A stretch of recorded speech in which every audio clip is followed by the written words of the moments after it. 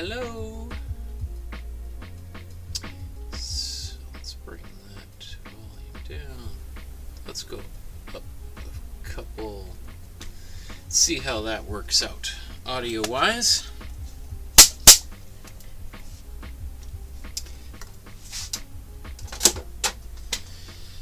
Bonjour tout le monde! My name is Michael Markowsky, and today we are going to be making a painting celebrating Saint-Jean-Baptiste Day, or Saint John the Baptist Day, which is a big celebration around the world, particularly within Catholic circles, but even more specifically within the province of Quebec. Saint-Jean-Baptiste Day is really one of the most important annual traditions within the culture, and many other French-speaking Canadians around Canada also celebrate it. So we'll get into what it is and some of the traditions, etc. throughout today's episode. So let's get right into what we're going to actually paint today, because that's what we're gathered here to do, is to make a painting. And I saw that I had a little bit of a tech glitch. I actually seem to have gone live about 7 minutes ago, so you probably saw me setting up a little bit a little while ago, but this is the official beginning of the episode. So this is the painting that we are going to create. This is the Carillon-Sacré-Coeur, which is a early version of what eventually became the official flag of Quebec. So this was, from what I gather, sort of like the unofficial provincial flag for about 40 years or so, 45 years, until the eventual Quebec flag was adopted, I think, in 1948. And really the major differences, which I guess is a major difference, is the removal of the Sacred Heart, which is intended to represent Jesus's heart. So the removal of the heart from the center, which is obviously a major aspect of the flag, and then this yellow and red striped piping that goes kind of around the edges and through the center. So there is an outline which you can download and print out and then use to trace onto your canvas. And if you want to know where to get that, it's all free and it's available in a Dropbox folder. There's a link down below, and you click on that link and it'll go down to here, and you'll see these 3 files, 2 of which are identical. There's 2 identical versions of the outline, and then of course the original as well. Now, just weird. I don't know if anyone is watching. It's kind of weird what's happening today. So we'll see. If you are watching, put a little hello in the chat there, so I know that I'm not just talking to the empty space again. So in the description below, you'll also see a link to a private Facebook group, and this is really just for people who are taking the class, or who have taken classes with me in the past, and it's become this much bigger thing than it was originally going to be. And what's super cool is that there's almost 100 people in here, people posting their versions of the painting that we make twice a week, as well as people posting new things that they have created or they're working on that want some feedback and encouragement from the group. And I've been pretty busy, so I haven't had a chance to really do much interacting in here, but it is like everyone else sort of takes over for me, and that's what I love. It's so cool. Super fantastic group of very positive people. And so here's a painting we made just the other day, and I just saw this like right before we went live, and I was like, I have lots of emotions when I saw this particular post here. Christine said, "This class group is way too advanced for me." And my first reaction was like, oh, That's terrible. I feel bad because it's intended to be an introductory painting group. But then the other part of me felt like, wow, that makes me so excited, because that means, especially the people who have been following along with me for the past 8 months, that people have been really growing and advancing. And I see in the comments people saying, yeah, I was in the same place, 8 months ago, and I was just beginning, and everything I've learned is through these classes and the community. And so that makes me, that's like, in some ways, a comment like this is acknowledgement of how useful this has been, and that my time has actually been well spent personally. So I think that's I haven't even had a chance to leave a comment in there because already people have left similar kinds of things to what I'm just saying here. But anyway, let's move on. So the Carillon flag here, or Carillon flag, I've seen and heard many different pronunciations of this word here, and actually maybe do I have a, just out of curiosity, if you're wondering what a carillon is, or carillon, or a carillon is, essentially is a series of bells that are often in towers of government, etc. In Canada, probably the most famous one is in the Peace Tower, which is the tallest building of the Canadian Parliament buildings in Ottawa.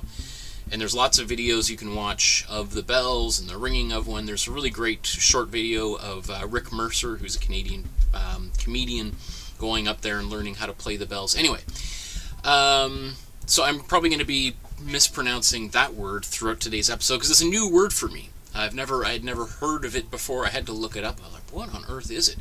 But the origin of that term, specifically with today's episode, is the Battle of Carillon in what is now northern New York State, kind of right on, basically literally right on the border of New York State and Vermont. And this battle happened on July 6th to 8th. I think the main part of the battle would have been on the 8th, because it really is one major, a series of assaults by the British on the Fort Carillon in near Lake Placid in northern New York State.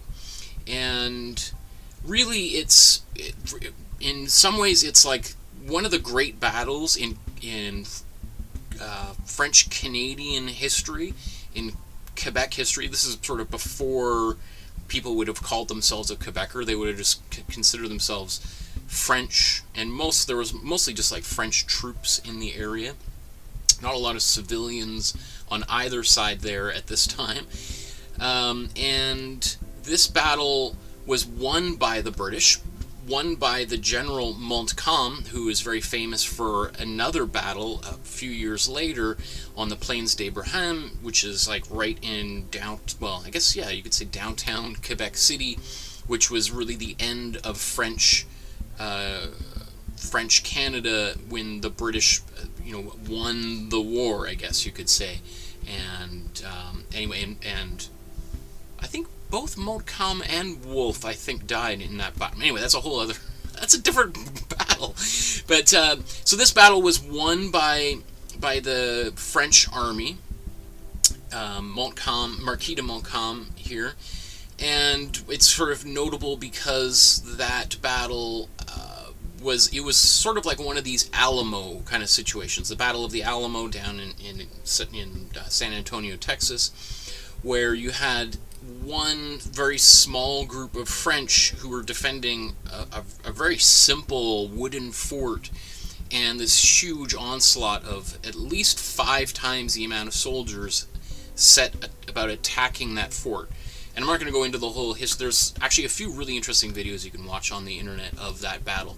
But this flag was flown during the the battle, and you're like, what am I looking at? I have tried to figure out exactly what we're looking at here, and you be the... I don't know if this is the Sacred Heart symbol in here. It kind of looks like this image. Obviously the flag was kind of flown in a vertical as opposed to the kind of more typical way flags are flown, which is not unusual for battle flags. Often they're kind of held on these kind of staffs and they're kind of draping downwards as opposed to sideways. So this is the original flag of Carillon, and there's a whole interesting story about this flag being lost and then found and then being kind of like one of the most important relics of early French Quebec history. So I think this is sort of what that image looks like. But then when I compared them back and forth, and you look at this, and you're like, huh, okay, let's bring up. So take a good look at those, and then take a look at this, right? And then let's go back to the original. I don't know. I don't know if you see it in there.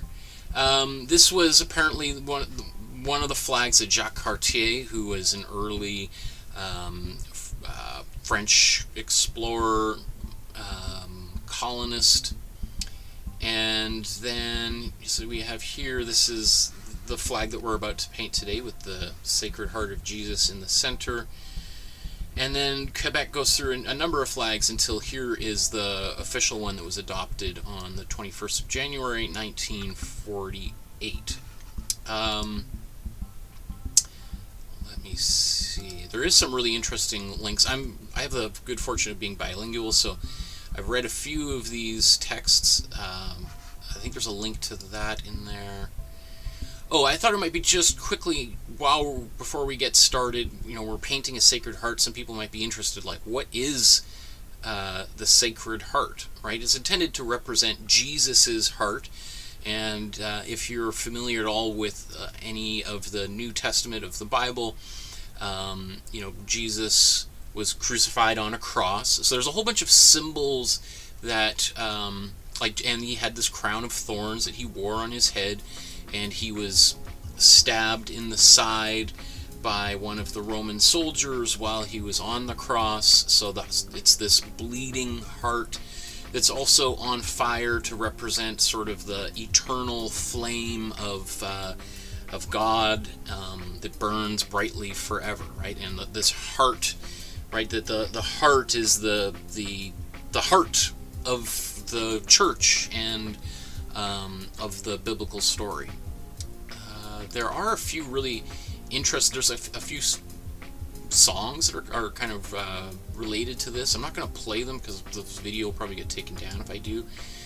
But there are, you know, what was it? There was, when I was listening to it, it really reminded me of another song completely. Anyway, let's get right into today's painting. So, as I mentioned, you can print out the outline. So let's take a look at the outline. Come on.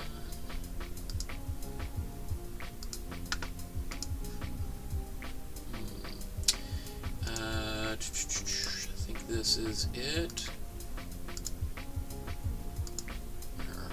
Because what I want to show is how we do one of these outlines so that you can... There was the most recent episode we did on Tuesday, and here we go. So let's just... I'm going to play this and talk a little bit while it's going on. So if you want to transfer the printout onto the canvas, then you take a little bit of, let's go here. It's helpful to make sure that it's positioned relatively straight. You see that I put it as close to the middle as possible. You can use a ruler to help you get it straight, if that helps. You can see I'm using a 9x12 canvas, and I'm printing it out on an 8.5x11 piece of paper, so it doesn't quite go edge to edge, right? And then I use this piece of carbon paper, and you can see it's been used a few times, which is fine. You can reuse that same piece of carbon paper over and over and over and over again. The frustrating thing with the carbon paper is it is also a slightly different size too. I think it's what size is it? It says it's 8.5x11 on the page, but clearly it's smaller than the 8.5x11 that I printed it out on. So anyway, you just I usually use a different color of pencil so I can see what I've drawn, and it might be helpful to also use a ruler for some of these straight lines, right? Because there's a lot of little lines on here.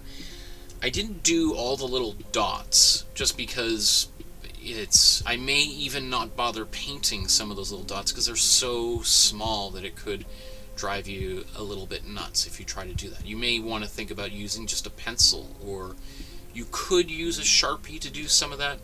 Anyway, so you can see me doing some of these lines, and this one is probably one of the ones that takes the longest for outlining. Like, probably took about 10 minutes to do this whole thing.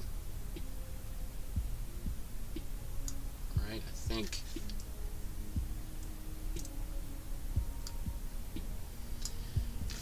here we just double check. Have we got everything?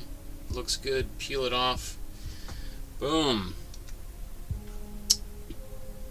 Okay, and then we put it away. So that brings us to this. We've got this image on the canvas, which is imagine you were trying to draw this whole thing out by hand. It would take you obviously much longer to do, right? And then especially the fleur-de-lis, which is one of my favorite symbols of all time, the lily flower, this image, which bears basically no resemblance whatsoever to a lily flower, but is so cool. I mean, obviously the French aren't the only people to have used it for various different kinds of things, but I think they've done probably some of the best job. And really, I would say the Quebec flag with the fleur-de-lis on it makes it one of the world's great flags. Honestly, like, I think it's probably better than even the original French flag itself. Oh, don't. I just, from a pure aesthetic point of view, I appreciate the very simple flags that are just pure color. But the artist and designer in me certainly thinks that this is a better flag. But okay. So I just see in the chat there. Oh, there's Maria. Says hello, hello Maria. There's Dolores. You're live, Michael.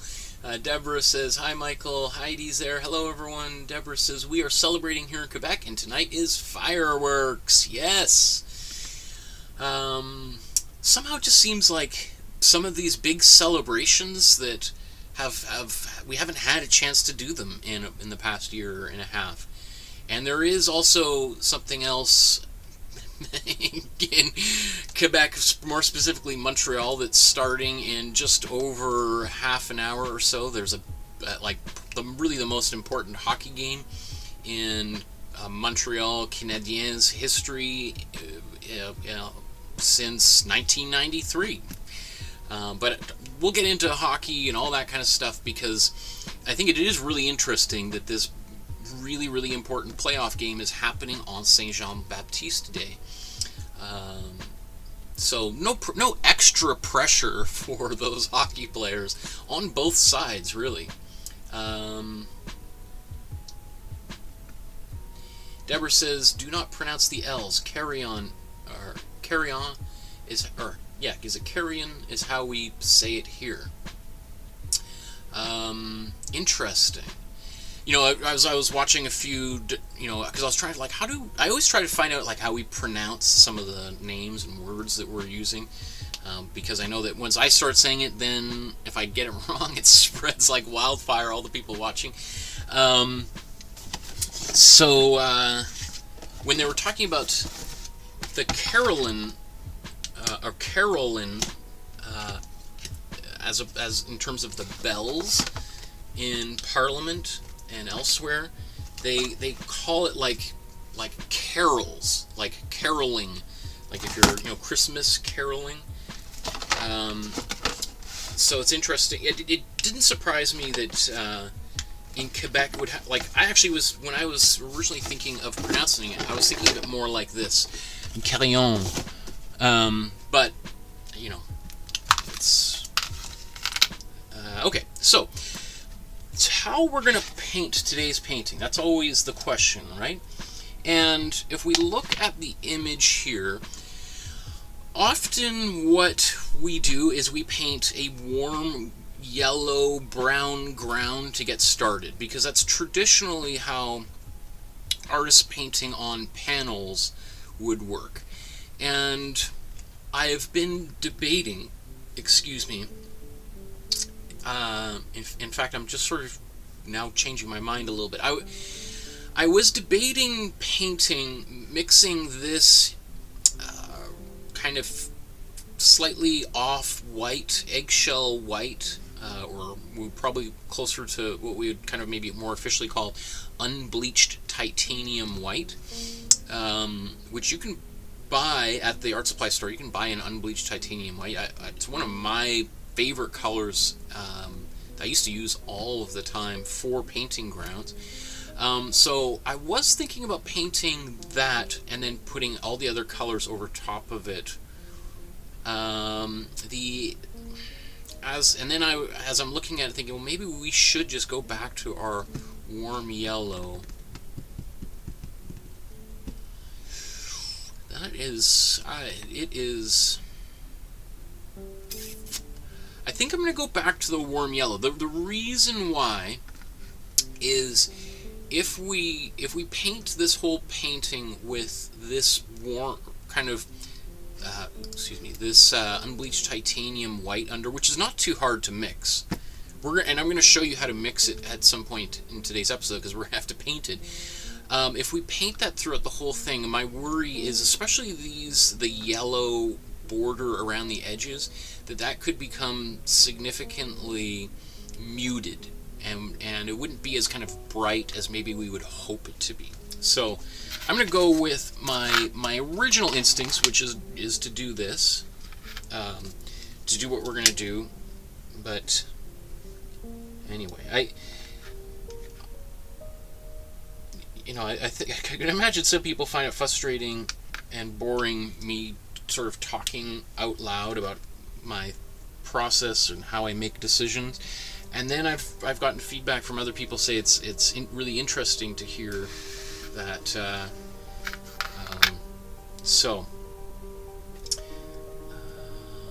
Let's go. Let's just that there for a second. So let's put a little more water in here. It is very hot in my studio, so it's almost like we should do a put wager on how long it'll take before the overhead camera shuts off and I have to put my ice pack up on there, because usually it takes about at least an hour for it to just get way too hot. But it wouldn't surprise me if it went off a little bit faster than that. We're supposed to have a huge heat wave here in Vancouver. They're saying 40 degrees Celsius, which is about 100 degrees Fahrenheit, over the weekend. So, woo, thank goodness. We got air conditioner for our daughter's bedroom the other day. So, and now her bedroom is so cold that she's wearing extra clothes and her thick winter sleep sack, which is, the irony, because I haven't had a chance to sit down and read the instruction manual to figure out how to do like a delay or to turn the timer off and all these kind of things. So, but she seems to really like. She sleeps much better, I think, as most people do when it's a little bit cooler, right? When it's really hot, I think we've all been there, tossing and turning in a hot, sweaty bed, and the sheets are twisted around our ankles, and it's just like, oh. I lived for 12 years in Los Angeles, most of that time without any air conditioning, and I can tell you, it drives you nuts. The heat, that oppressive heat, is too much. Okay. Wow, there's so many comments in the chat here. So we've got this warm ground on here. The next thing I want to think about is what is the kind of the order of the painting that we're going to do, which is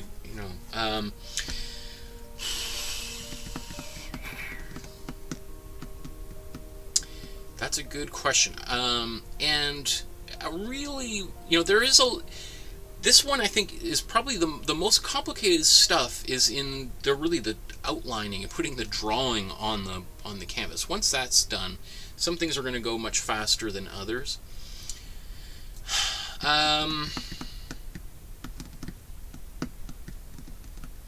My inclination is the first step that I would probably think about doing would be actually painting in this unbleached titanium in the inside here.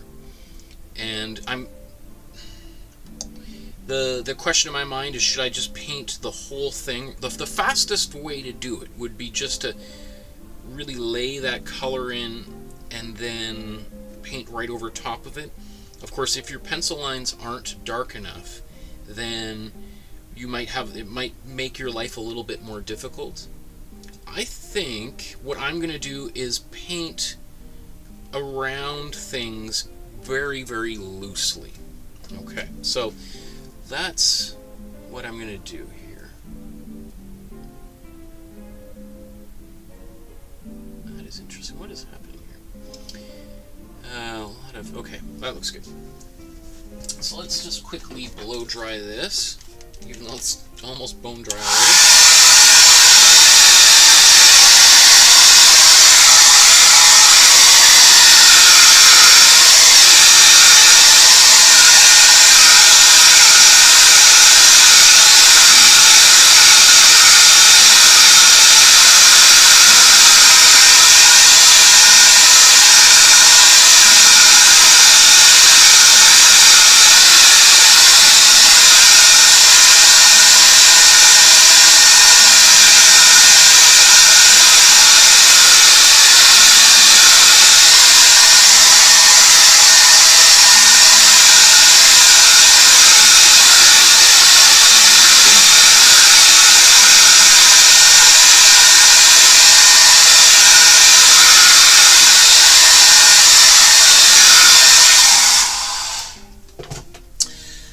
Okay, so that's nice and dry there. So let's mix this color. Actually, let's put some paint on the palette right away. So we're going to need some white.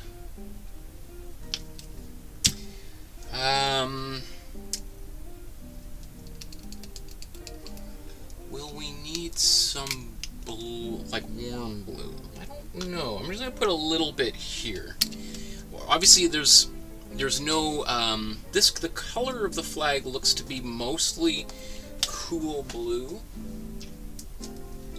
So let's open up a new tube here. It looks like a cool blue with just a little bit of white and maybe even just a tad of warm blue, but we'll test that out.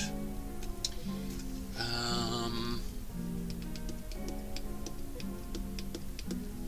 put just a little bit of the cool red on here. don't know if we're going to need that. I mean, I guess one way you could obviously just... that's in the wrong place, so how about let's just switch these. There we go. And we'll put our warm yellow. We're going to use the warm yellow for a number of things, so we can use a bunch of that. And I guess we've got warm red, which we're going to use.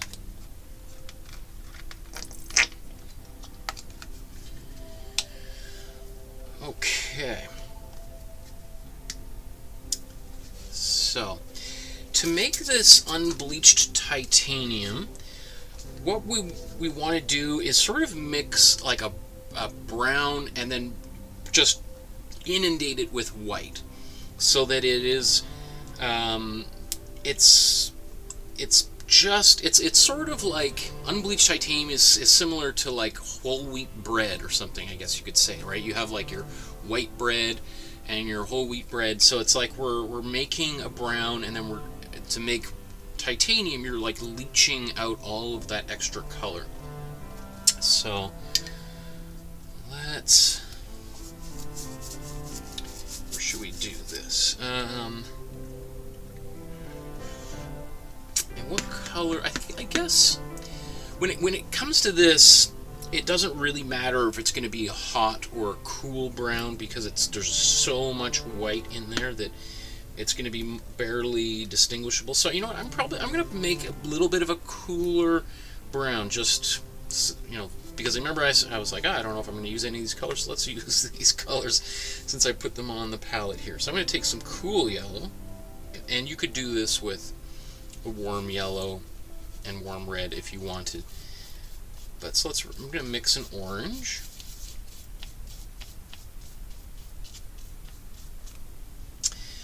And then I'm going to take a little bit of cool blue.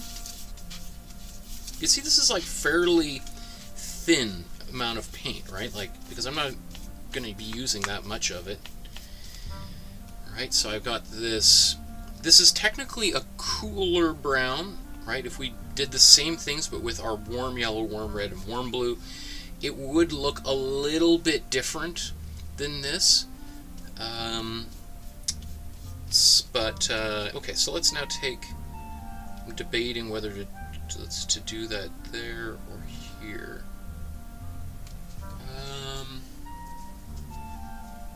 Just gonna wipe the excess paint off here. I'm not gonna wash it, but let's take this.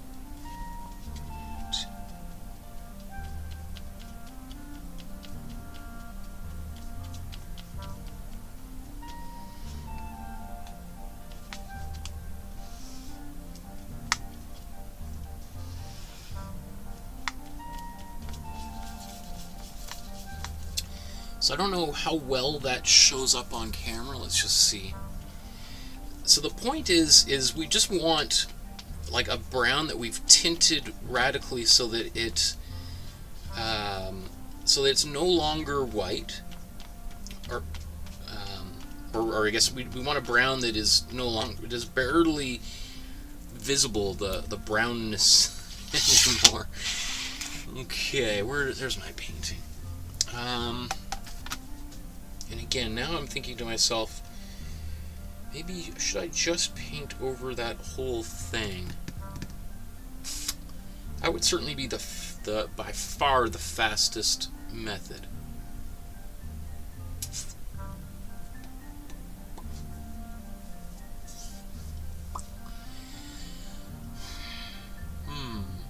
Okay.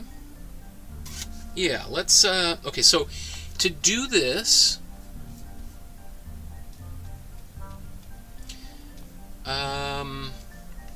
yeah, we'll see how much I obscure the image here. This is my only fear, really.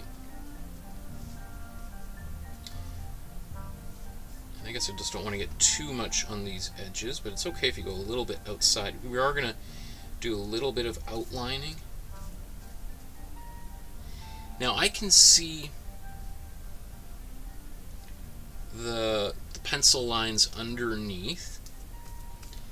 If you were, if you started painting this and you were like, whoa, I can't see anything, then what I would suggest is you could either add like some medium into that paint just to kind of make it a little bit more transparent, or you could kind of go outline around all of the shapes. So it's kind of up to you. Let's zoom back out.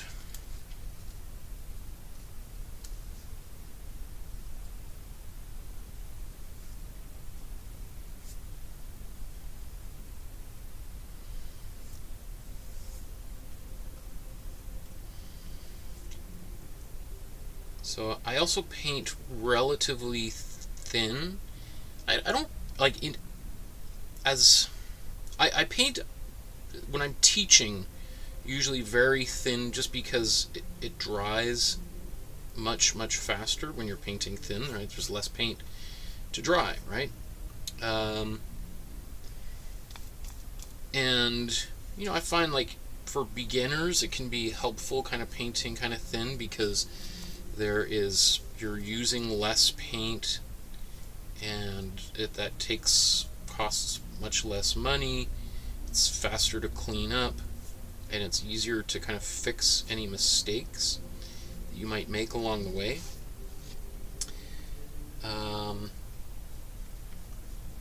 And especially if we're doing outlines and you're using white, because white is the best color for covering up mistakes, right? And we've just mixed white into this color. So, okay. So it'll be interesting to see how this dries very shortly. I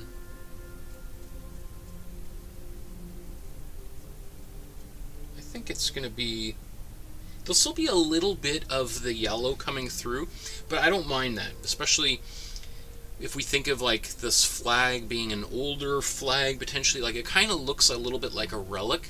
One of the things that you may want to even consider doing, maybe we'll do this, I don't know, is we could put some shadows over the flag to kind of simulate some wrinkles.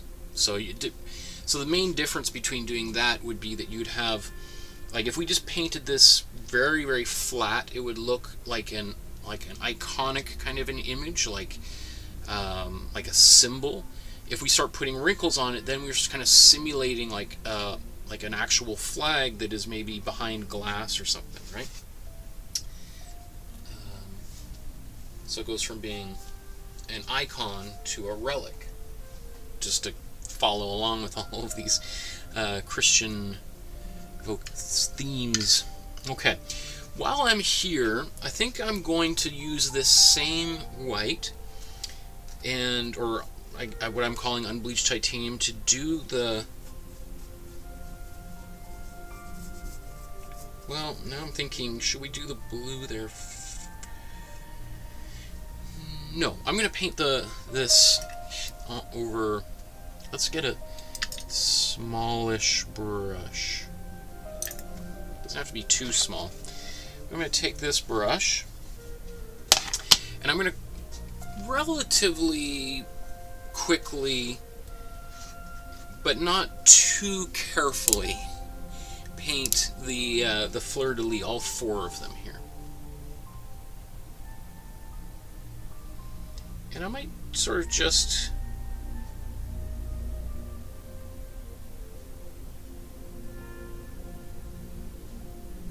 go a little bit outside of the lines here to cover up a bit of those darker lines.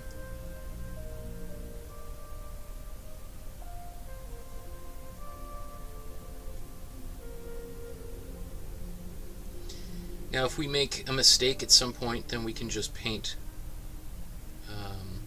We can mix up a little bit more of this. In fact, maybe we'll paint the blue right after this,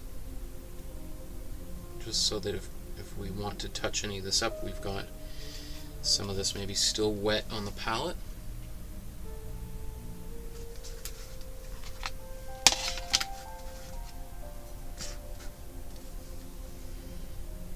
So you can see how, like, as I'm painting this, I'm not I'm not trying to get a perfect thing.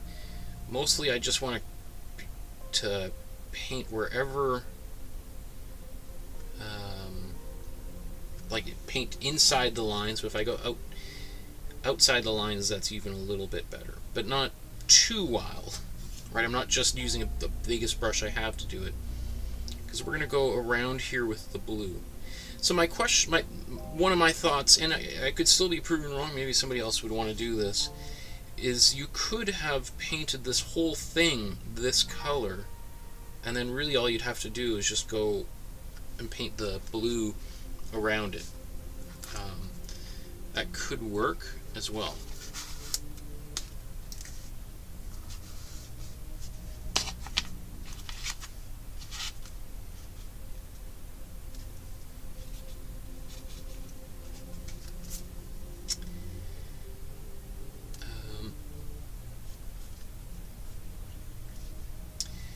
Like there are, like by no means am I trying to present or suggest that my way of doing things is the only way or the best way.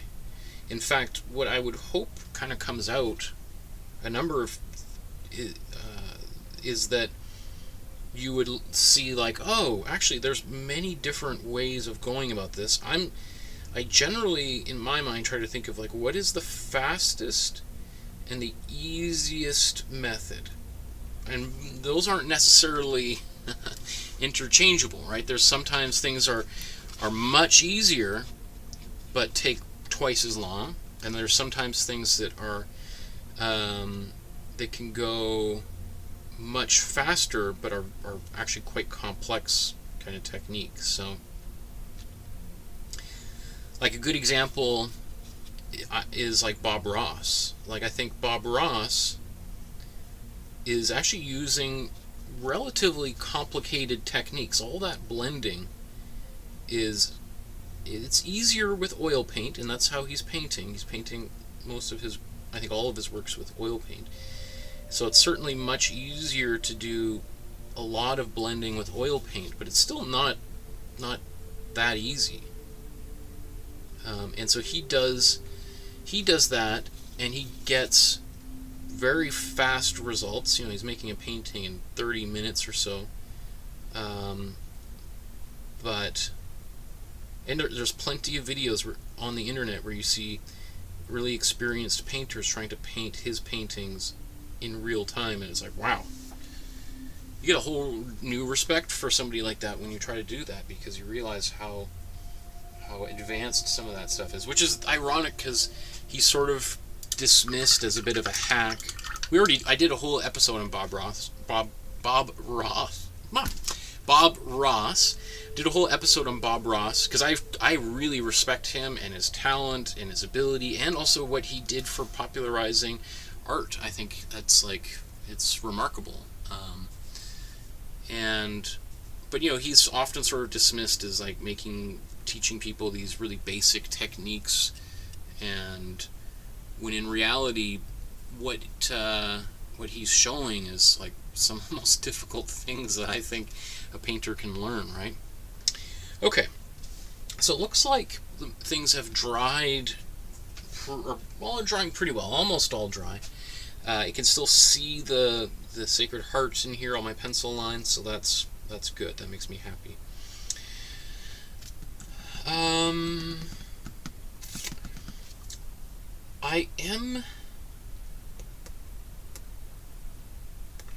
I was just thinking to myself right now, should we paint this yellow right now over top of everything, and then the blue? There's no real reason why we'd want to do that right now, but I think you could do it right now, because we're going to paint the blue and probably the yellow right after that. So whatever floats your boat. So let's mix the blue. How about let's put this, actually let's blow dry that so I'm ready to paint when I got my paint mixed up.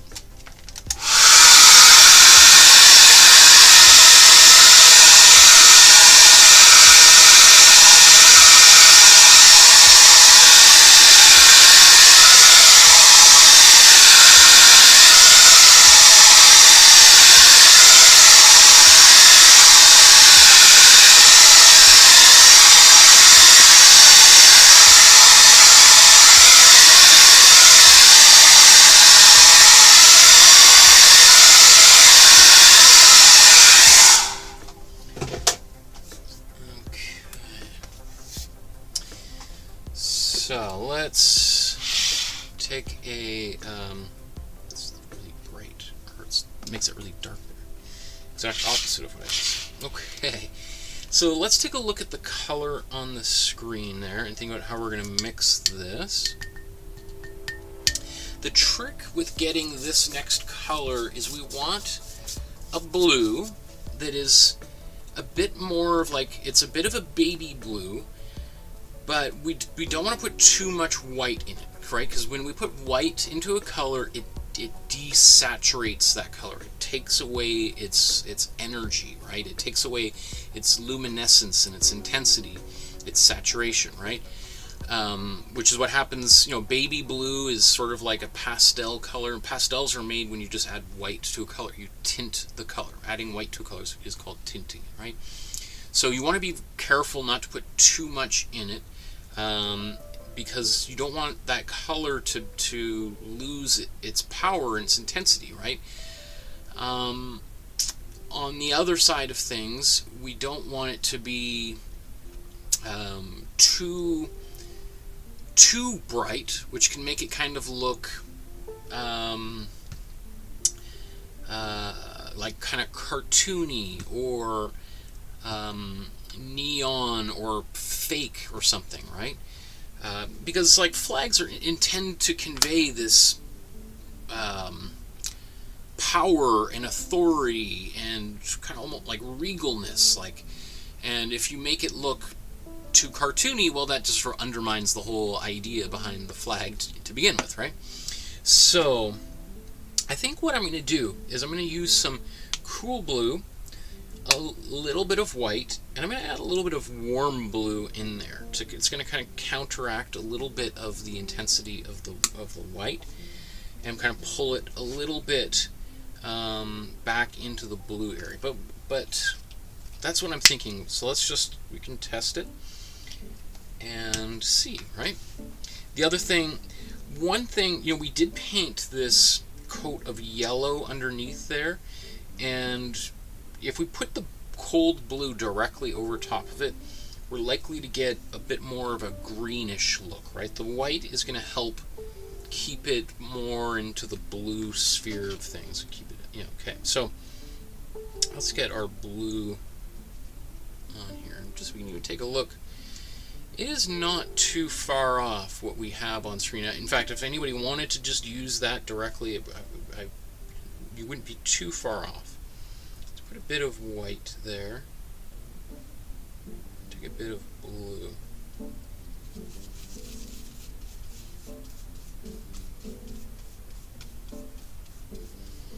Alright, so you see kind of, well, there's a bit of green. I guess I didn't really wash my brush too well, but I think there's not too much in there. So let's do more of that. Take a bit more of this white. See how, if I just mix that up, that white, it looks pretty good. Let's take just a bit more. It is going a bit on, again, a baby bluey kind of thing. We don't want it to go quite that far. So if I take a bit of this warm blue, it just, I don't know how to even describe it. It just makes it, it pulls the color back towards the outer edges of the, now there's a lot of green coming out of the metal of my brush, so we'll see how well this turns out. I think there's enough blue in there to kind of counteract that, but it's my own fault for being a little sloppy. Okay, so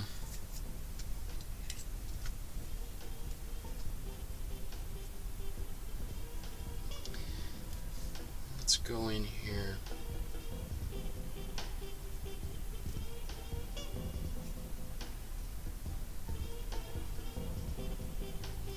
So with this, I want to try to be a little bit more careful about my edges.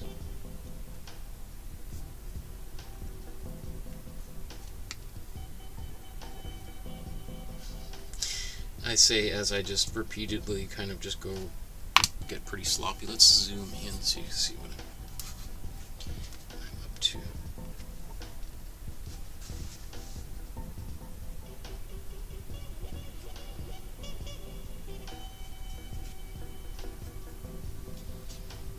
So you see there's a bit of that yellow coming through. That tells me we're probably going to need to do a second coat.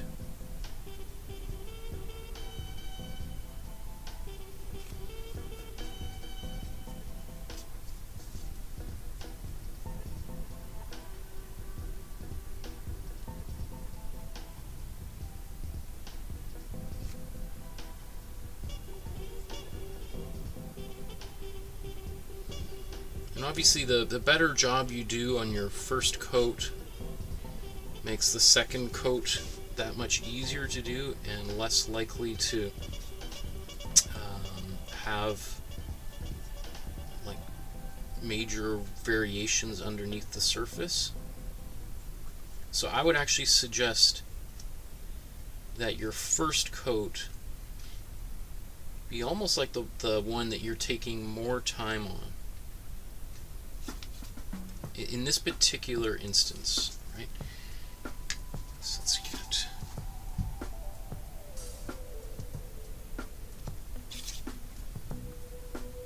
a smaller brush.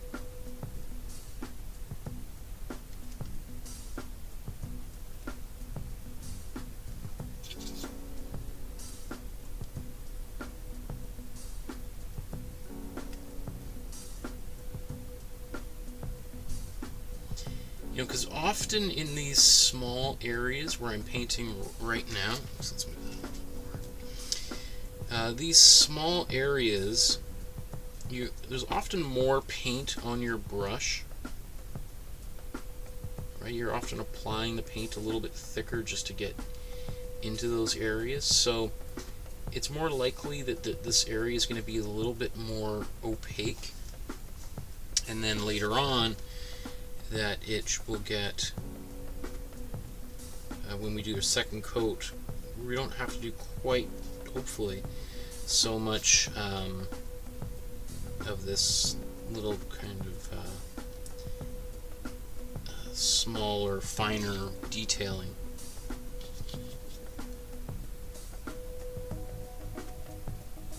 But again, if you make a mistake here, don't worry, you can just paint it white, or even if you have, you can use that same material that we used to paint the fleur-de-lis in the beginning, anyway, right? So you can see there's that yellow coming through. That means I'm going to have to do a little more of that anyway, so let's move on to this one.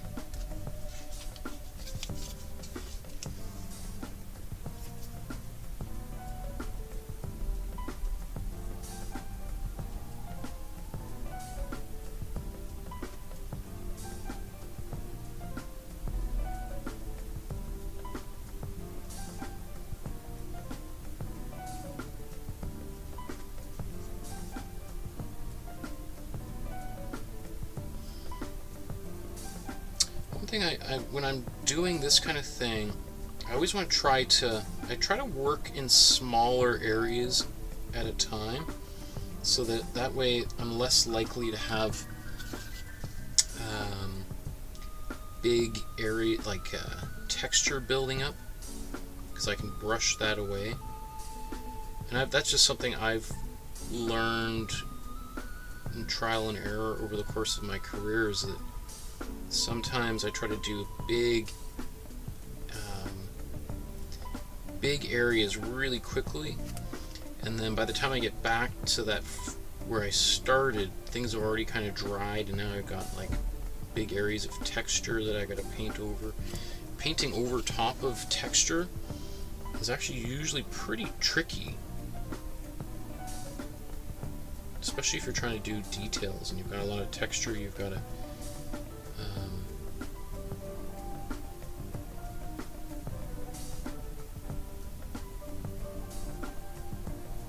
so I can see a few little things here that I'm going to want to touch up with some white towards the very end.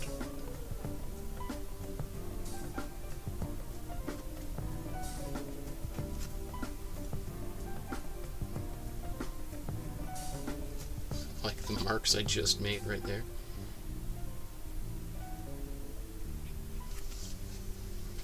Okay. These flower, or the leaves and stuff down here, I may even need to paint this a little bit white after anyway, so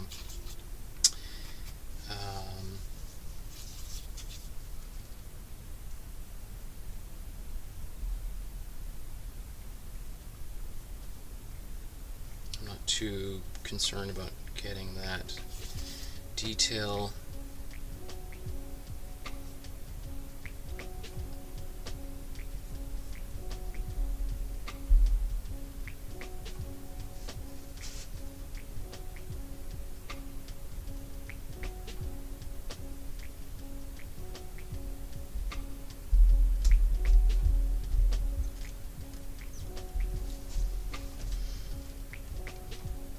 Right, like, I'm sure you could see some of this yellow. It kind of looks orangey underneath. If I start like really trying to fuss and make it thicker, it's just going to be a losing cause, because I'm going to start wiping off some of that paint. So I'm just going to leave that. I'm going to paint that again.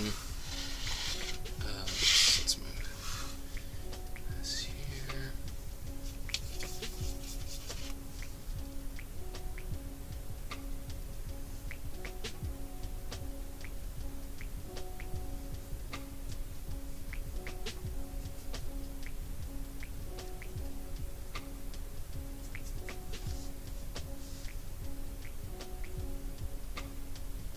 So this is the bottom right corner of the image, just in case it's confusing in any way. Ah, okay, see, there's camera overheated. Come on.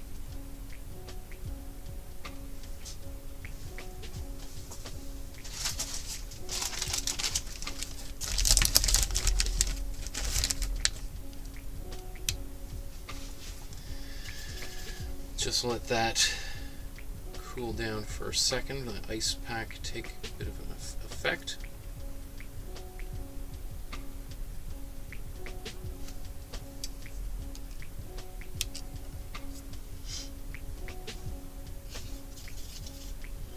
Okay, there we go.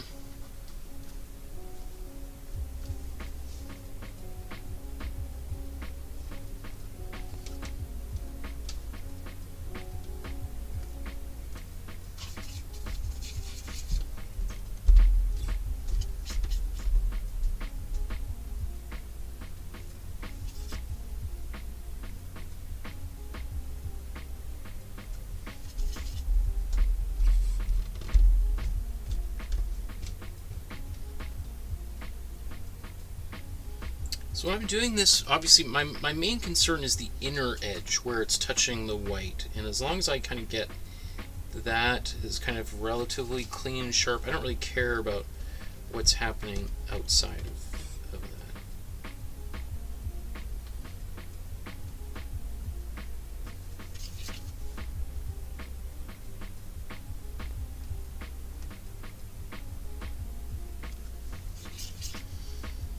And I'm not also, you know, as much as I'm trying to do a pretty good job at this stage, I'm also not obsessed with making it perfect either, because I'm sure there's going to be touch-ups that are required.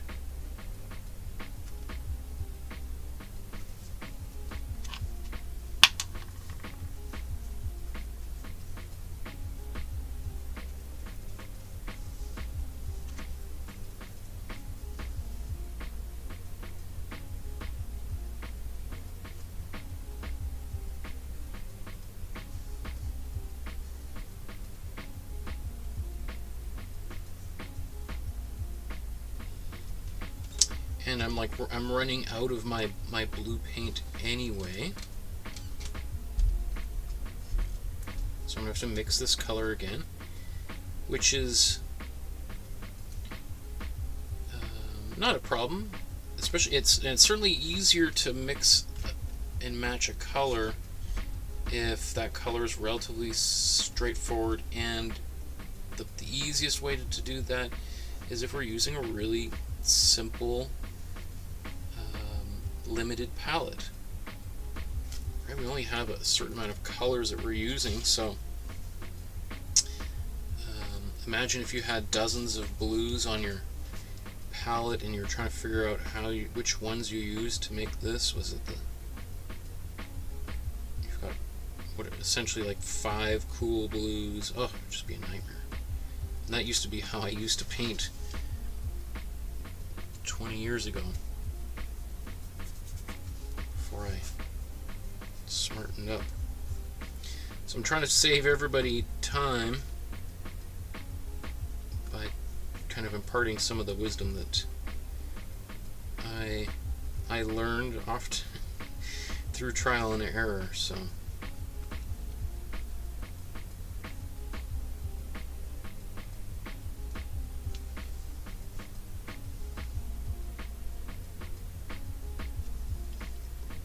okay, one more, and you can see it's not perfect. I don't care about perfection. I just want to be able to get this first layer in, because it's going to be modified anyway, right?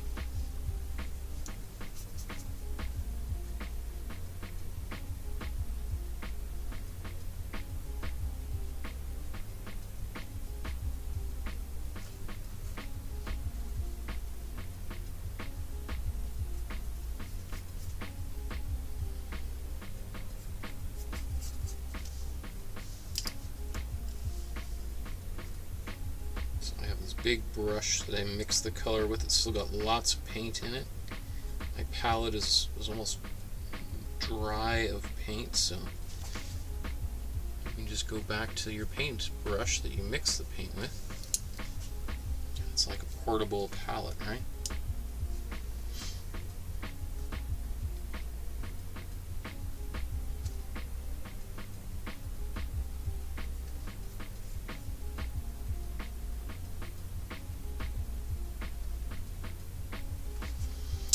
If you're painting this and you're, especially later on, and you're trying to mix this same blue again and you're having a really tough time doing it, then what you'd want to do is just mix enough for you to paint over all of the blue with the new color that you have, and that way it'll integrate everything well. You don't have to worry about little parts of other colors shining through. The other thing you could do is put the wrinkles in the fabric, and I'm debating whether to do that myself.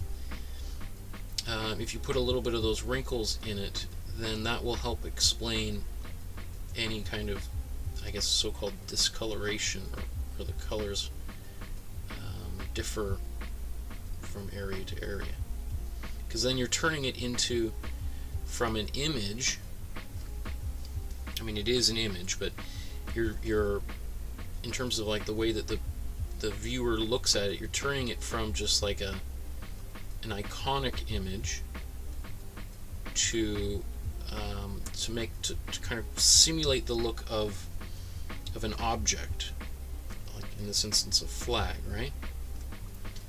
So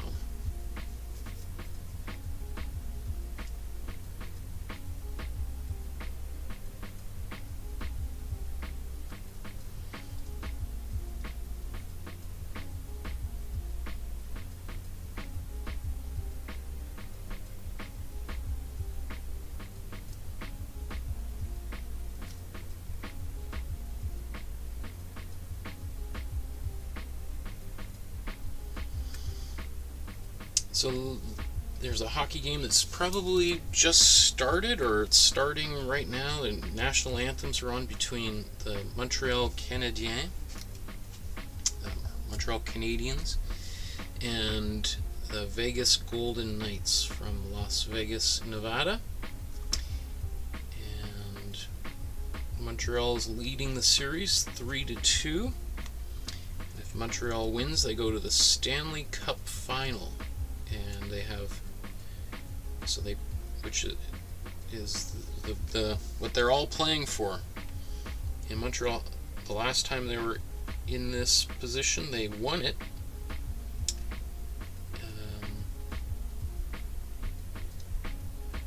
So people people are pretty excited because there's no Canadian team has won the Stanley Cup since Montreal was last there. So if Montreal did win, it would sort of, I guess, break this curse that many people believe exists. So maybe they're the team to do it. But they are huge underdogs. Many people didn't even think that they should even have made the playoffs, and they barely made the playoffs, and here they are on the verge of winning it all. Okay, so let's take a look at that.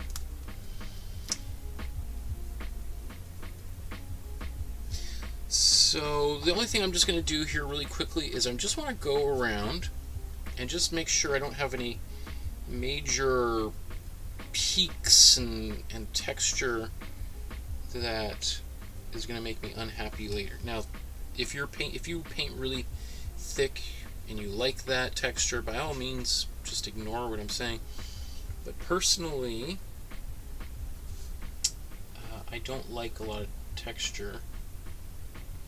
And I particularly don't like, well, it's not that I don't like texture, it can be really helpful in certain places, but I don't like it around the edges of like all this fine detailing, because it tends to make it really brings our attention to those areas. And these are not necessarily places I want people to be focusing on. You know, like some of these, like I'm just debating, yeah, you know, I'm just going to clean some of these up a little bit.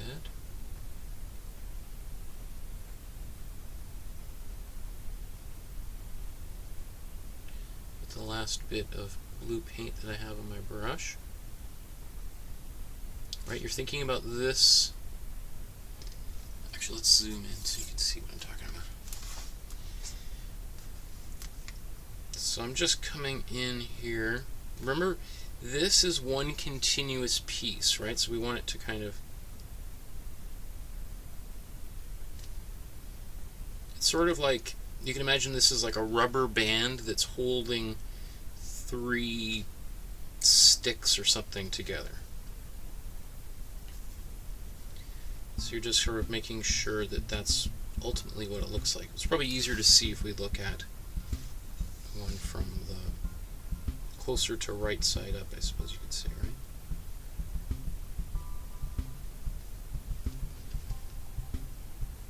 So, just while I've got this last little bit of paint on my brushes, I'm just doing this to... I could do all of this a little bit more in finer detail later on, but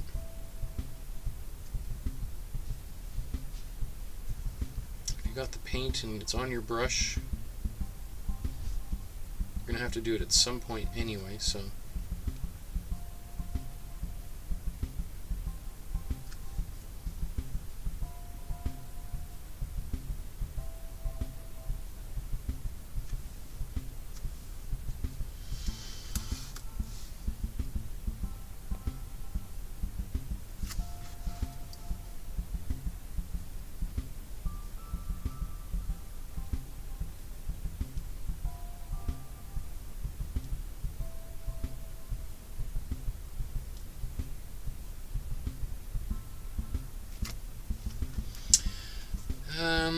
Okay.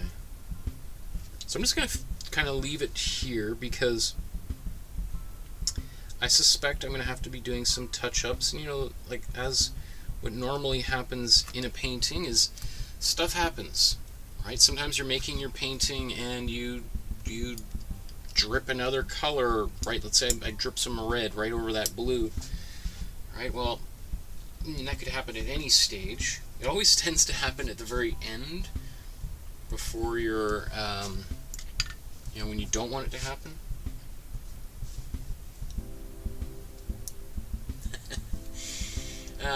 Deborah says, if Montreal wins on Saint-Jean-Baptiste Day, they will be partying all night. Yeah.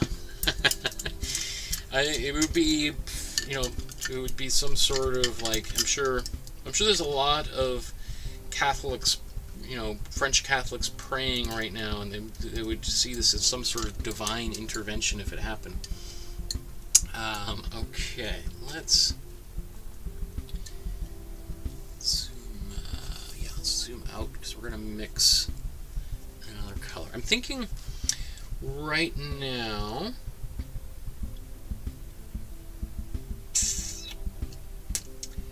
just debating to myself which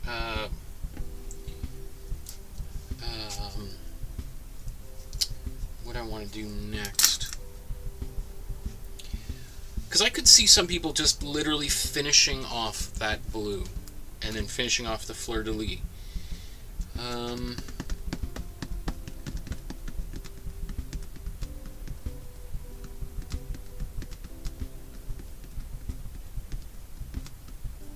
I think what I'm going to do next is I'm going to work on the center here, the fleur-de-lis, and then, because that way I can get that nice and figured out, and then I can work my way to the outside, right? And that way I don't have to worry about getting my hand in the center and transferring any paint. It'll all be done, and then I can work my way back out to the edges. That's the way I'm going to do it. Like this, like a painting like this it's fairly compartmentalized, right? Like there's not a lot of the other paintings we've done have you know, it sort of matters what you do in which step. And I remember I was talking about like moving from the background to the foreground, and then go back to the background, finish that off, and then finish the foreground. With something like this, I mean, you could do almost anything in whatever order. Like, I think the way that we're progressing right now makes probably the most logical sense, which is why I'm doing it. It's not always the case, but like I could see you not even touching the blue until the very, very, very last step. As for instance, right? The one thing I'm just thinking about, I'm gonna put a little bit of white where these leaves are, the same white that we used earlier. Do I have any of this left over? It wouldn't matter if it was exactly right or not, because it's about to be painted over. I'm just thinking, if I'm going to paint leaves and things over these areas, I kind of want them to be the same sort of color as what's here. I didn't really think about that until just now, so that's why I'm doing it right now.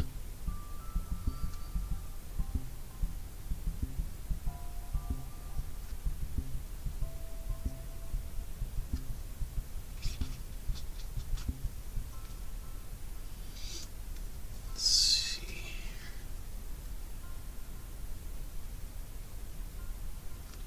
This also lets me know that there's a few places where I think I need to go back with a little bit of blue too.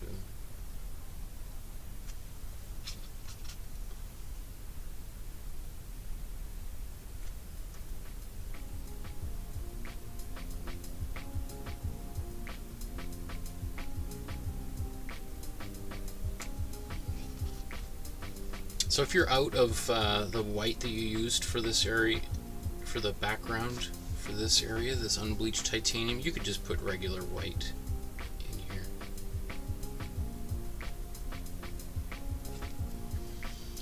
I think these are maple leaves.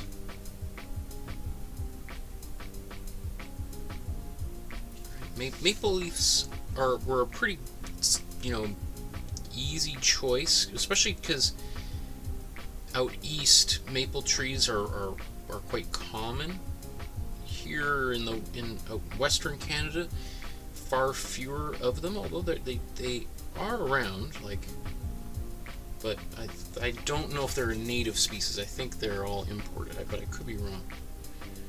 I mean, I've never heard of anyone drinking maple syrup from British Columbia or Saskatchewan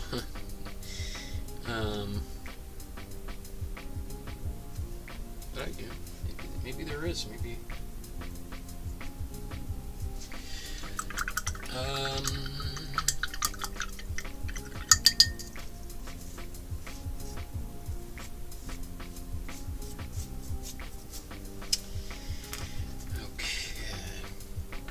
Josh said he's taking a day off because he spent a couple days painting another Goya painting, that famous execution painting that we talked about the other day. I just barely saw a brief scrolled through there while we were getting ready today. Looks awesome, Josh. You're doing great. As always, I can't believe how much work you're making. It's so inspiring for all of us. I really appreciate you posting all those updates. That's great.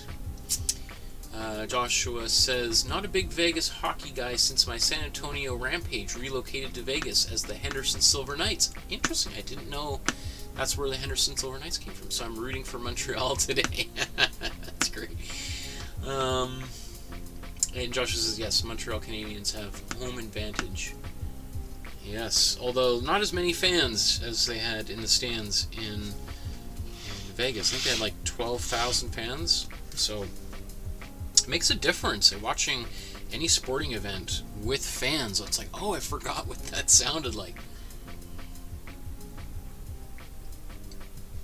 I want to go back to a sporting event and a movie and do all these outdoor or crowd-related things soon. But I don't know if I'm, even if they lifted all the restrictions tomorrow, I don't know if I'm mentally quite there yet. My wife and I were talking about that, and yeah.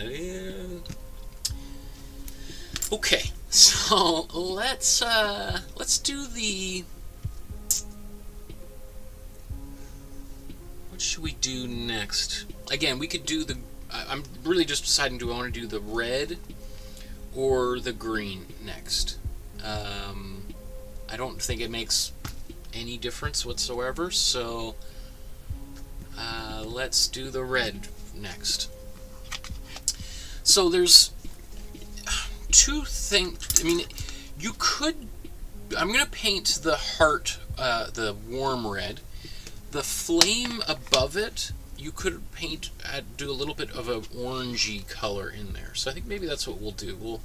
Because we could paint this very flat, like as if it was, you know, a much simpler type of image. But, you know, while we have all these colors here, we could go just a little bit, you know, a little bit more complex, a little bit louder. So let's zoom in.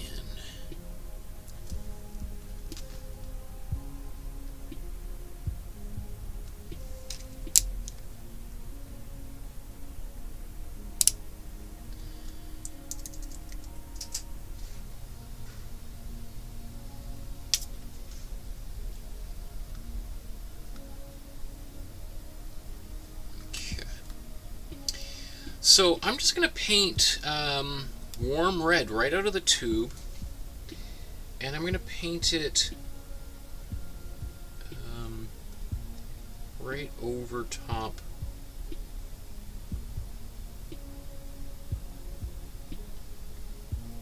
here.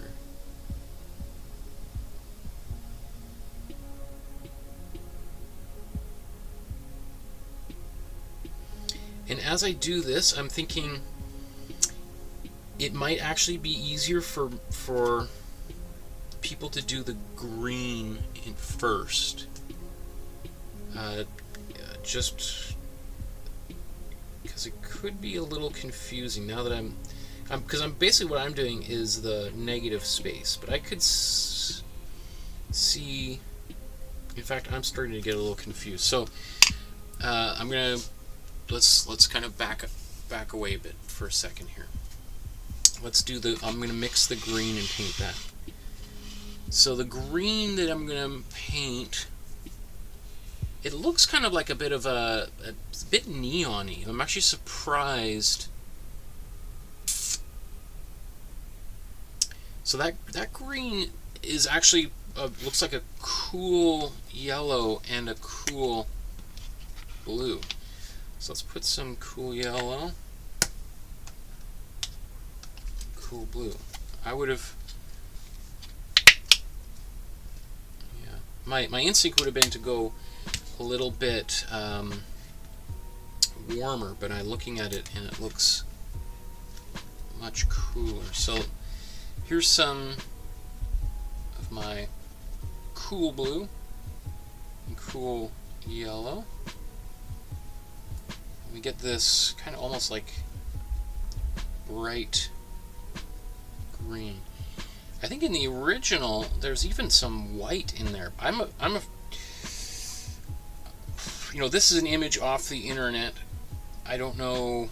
I took this or off of Wikipedia. I don't really know how accurate it is to the original.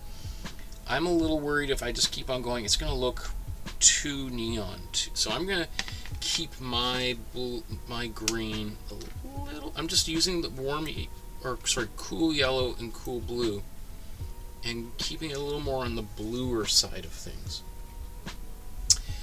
Okay, so let's go back in here and zoom in again.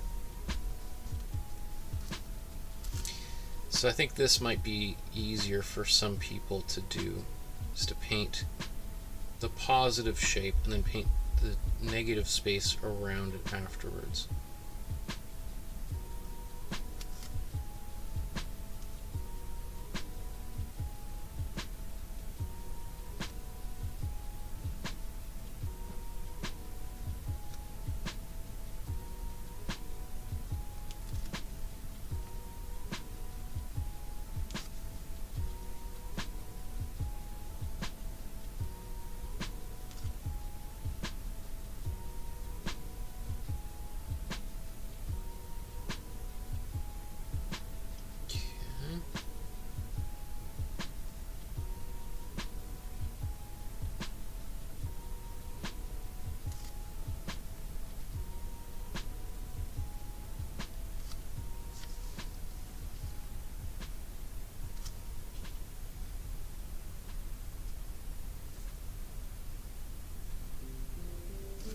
So see, it's this kind of daisy chain kind of pattern, right? It's actually quite nice. So that'll be easier for us to see, I think, when we do this.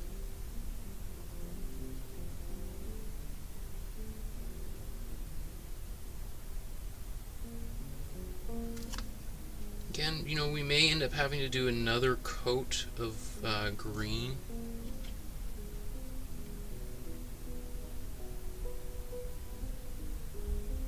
We'll see. And if we make a mistake, we can always just put a little bit of white there and be like nothing ever happened.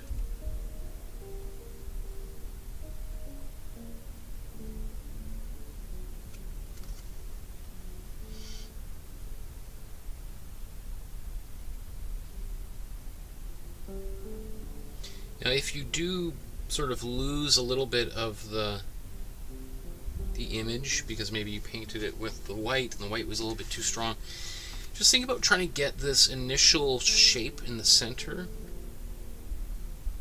And you could, these thorns, you know, I don't think need to be exactly where they are in the picture. You can kind of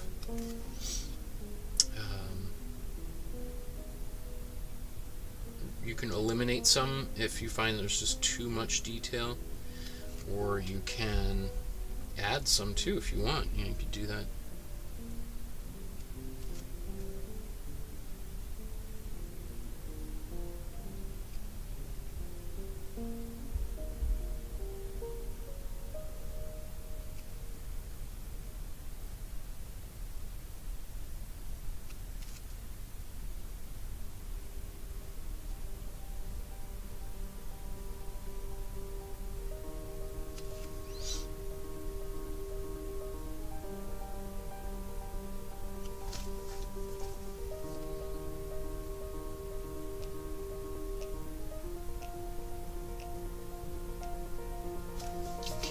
So I might outline some of this, you know, in the image it's outlined with black anyway.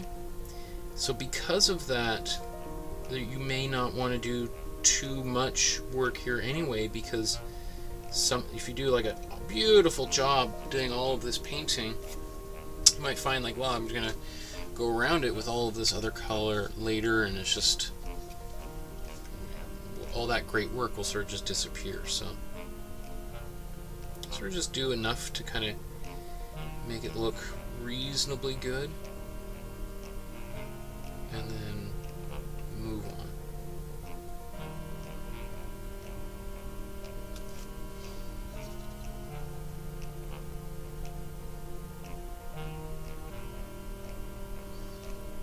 And so, you know, going back to that comment that a new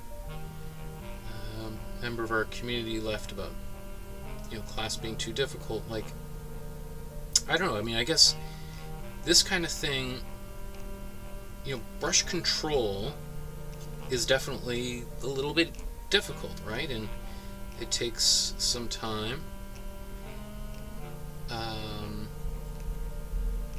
But I wouldn't say this is like, you know, overly like I think there's lots of other things that we've done that are way more complex than what we're doing right now, right? You know, it's interesting. I think everyone has a very different idea of what is difficult when it comes to really anything, but even painting. Like, some people find this simple but time-consuming, and maybe boring or unpleasant. Some people find this very complicated, but kind of stimulating and meditative. We've talked about that kind of thing a few times, where a painting might not be particularly complex, but there's just a lot of small work that needs to be done on it, and it kind of is relaxing to just, you can kind of almost shut your mind off while you're working on it.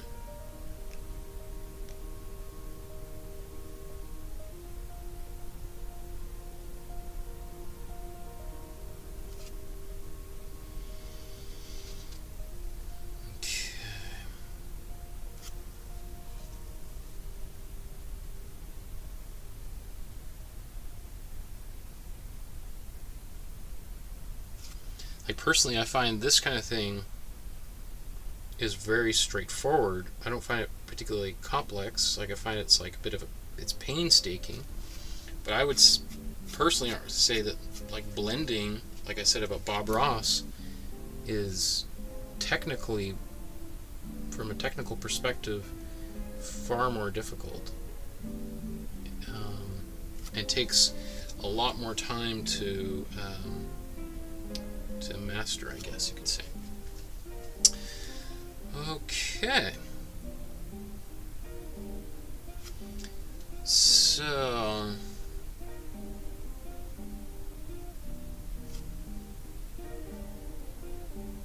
almost done here. So I could also be doing a little bit more on here. Now, see, this is what's interesting, is the difference between doing this kind of thing over top of white, or in this case a slightly off-colored white, versus doing it over top of a yellow. Like, personally, I prefer, like, if I just sort of move this over, and I'm sure there's many different opinions, but I prefer this kind of stuff where I paint blue, but I see a bit of yellow underneath, versus painting this and seeing a bit of white underneath.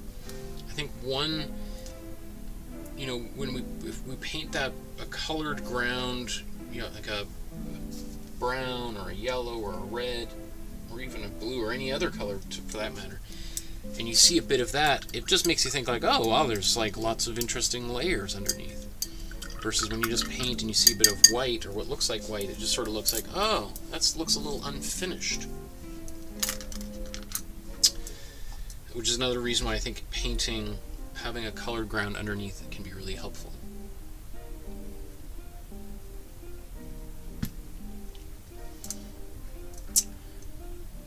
Is there, Deborah says, the famous Manitoba maple with its red leaves. Is that a thing, or are you just pulling my leg now? Now, is there maple trees in Manitoba? I mean, eastern Manitoba. I always think of, when I think of maple trees, I think of like I'd always think of Ontario and Quebec and like these giant wooded forests. And Manitoba, to me, I've driven through and spent a little bit of time in Manitoba, is much more like grassy and lakes. Like I think Manitoba has the most lakes in North America or something for any state or province. I think I'm sure I'm probably wrong about that, but just if you look at a satellite map, Manitoba looks like it's just half lake, right? Just tiny thousands of little lakes. Okay. The Manitoba maple. Okay, so what should we move on to? So I'm going to let this dry. Like, that to me looks a little bit unfinished, but that's totally fine. I think let's move on to... Let's paint the green on these leaves here, just to the left of all of this. And I'm just going to dip right in with my paint, the same green I used. And then paint up in here.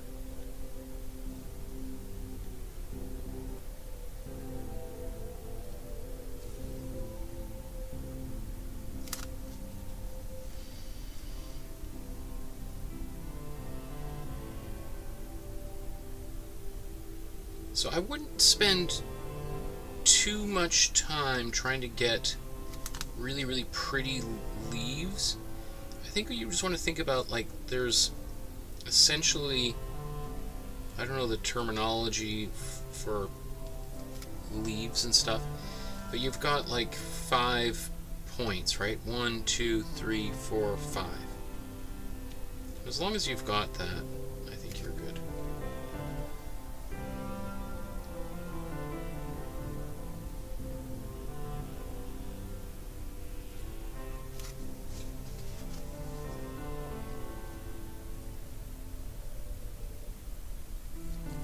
Whatever doesn't turn out right, you can kind of fix and manipulate with some black later on, or brown, or I haven't even thought about what color we'll put on top of here.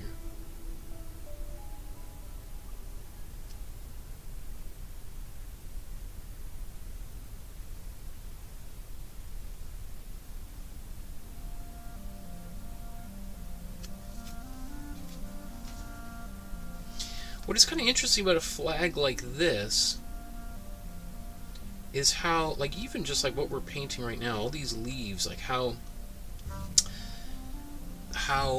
detailed all of this is, right? And often we think of, like, if you think of even just the Canadian flag and the maple leaf on the Canadian flag, how simplified it is, and how easy it is to draw. Like, one of the things, speaking of like sporting events and hockey and everything, that I've heard designers talk about is, can a kid draw it? And that being kind of a big thing that sporting teams think about more and more, is like the ability for someone to sit down and sketch it out, to make a quick poster and all those kind of things. It wasn't on camera when I was doing that.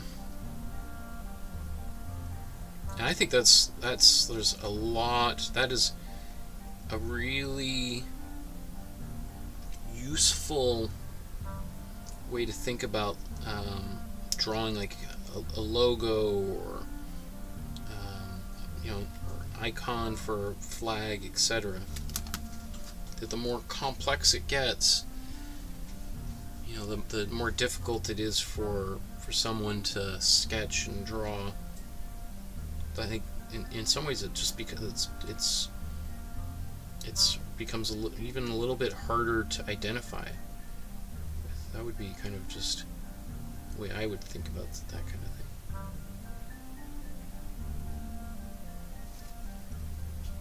Right, like, can you imagine if this was the actual Quebec flag, like how absurdly complicated it is? I mean, it's beautiful, obviously. I mean, I chose it because I think it's just gorgeous. But you can't really imagine some kids in school trying to sketch this on their notebooks or anything, right?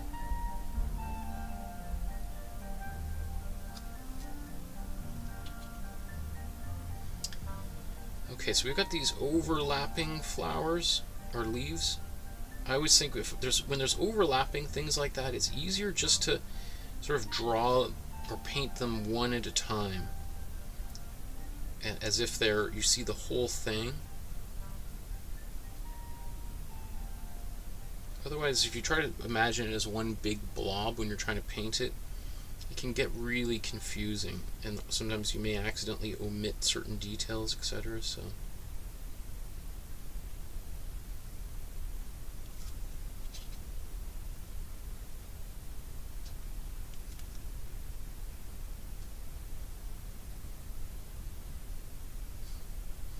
like, it's almost like as I'm painting this, I'm just sort of kind of like simplifying it into like the maple leaf that is on the Canadian flag.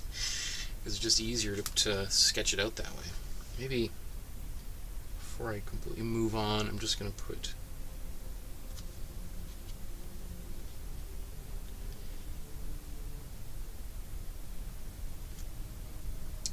these, what do you call this? The stems, I guess? Oh, that was a stem, not, okay.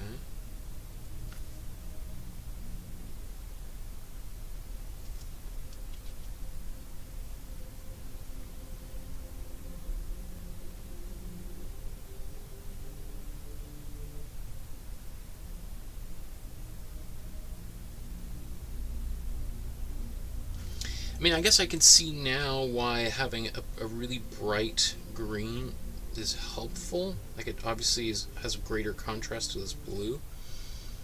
And there's, you know, a little bit of blue that kind of sneaks in behind there. I'm not sure if I'm going to paint that or not.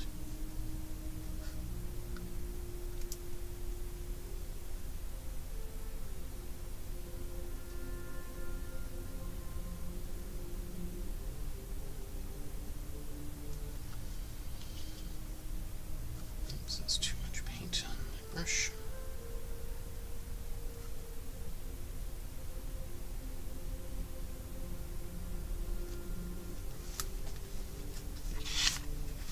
Yeah, so as I'm doing this, I'm deviating a little bit, just for the sake of my own convenience and sanity and time and all that kind of thing. So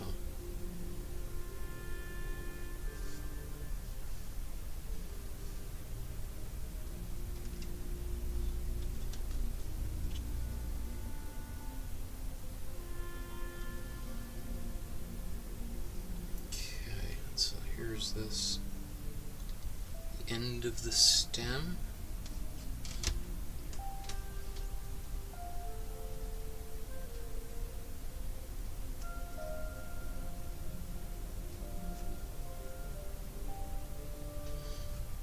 And to kind of further complicate things, like, these two sides are not totally symmetrical, which is even more like, I mean, you'd never design a new flag like that today.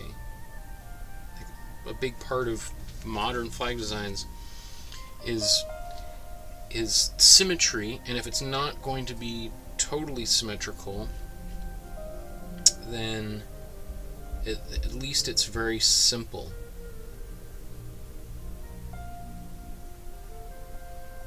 if you're interested in all this kind of stuff, there's a great podcast called 99% Invisible that I love. I listen to all the time. I haven't listened to it over the past few months just because I've been so busy, but on 99% Invisible they often talk about like design and how things are designed. The idea is that good design is invisible, that you don't even think about it. You don't think about who created it or why it was done or how it was done, all those kind of things. You just go like, wow, it just is there. Whereas usually, bad design, is draws our attention, like, poorly done advertisements are usually the things that I see that drive me crazy, where I just think like, oh my goodness, didn't anybody think about like how offensive that ad is, or like how did that even make it onto the air, etc.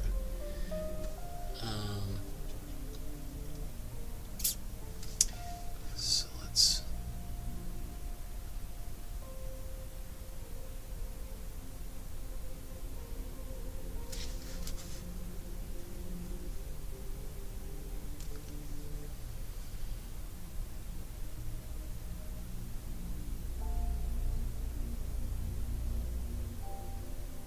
So anyway, if you're interested, if you're looking for a good podcast, 99% Invisible would be a great one to pick up. And they've been on for years now, so there's hundreds of episodes to watch or listen to. And the creator at Roman Mars just released a book, which I've actually been listening to the audio book while I've been drawing in the morning. So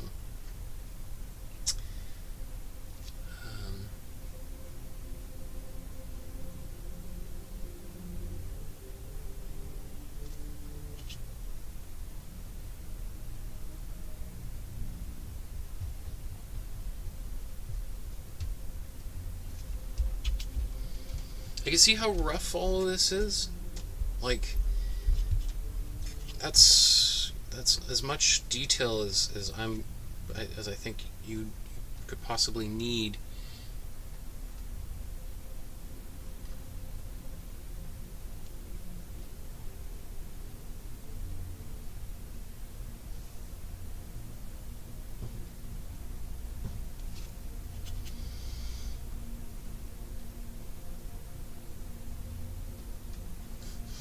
I think we might get a few of these where people have just omitted the leaves entirely. Like, oh, are you kidding me? I'm gonna watch the hockey game.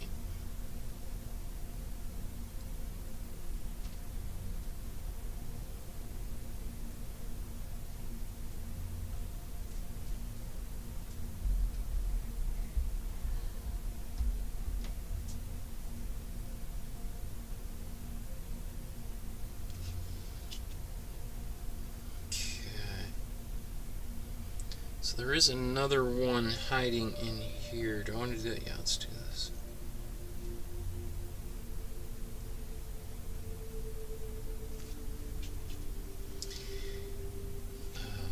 I have a feeling, if you omit something like this, it could be like, I don't know how many leaves there are here.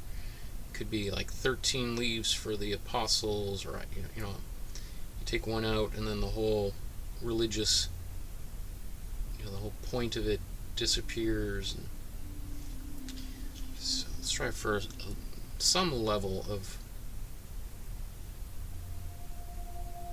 accuracy here. I probably have made a few mistakes already along the way, but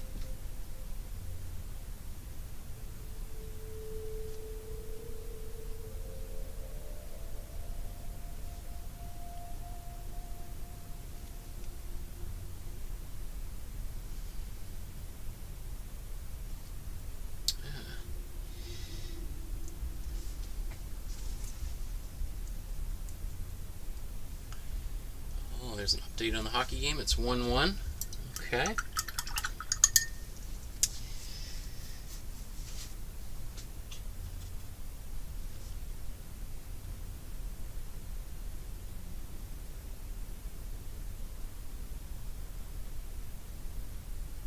you, Josh.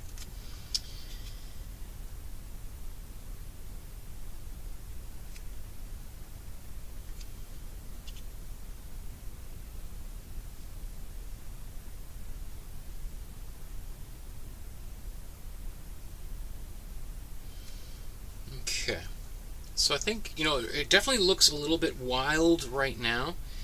When we put some darker color over top of it, I think that will, you know, really help. I just want to go back over here and put the same green back on top of the thorns. And just doing a little bit of that helps immensely. Gets rid of a little bit of that white that was showing through that just sort of made it look a little bit sloppy. So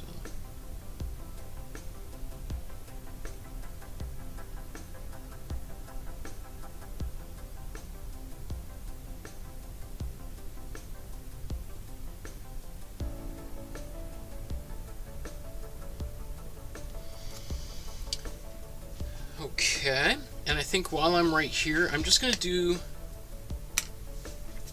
mix up a little bit more of this green, and I'm just going to paint right over top of everything. Maybe I'll make it just a little bit brighter.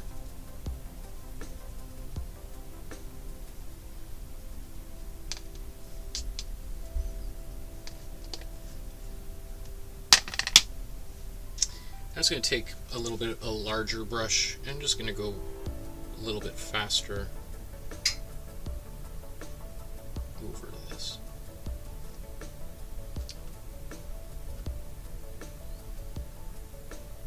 Right now it just kind of helps solidify all of these leaves.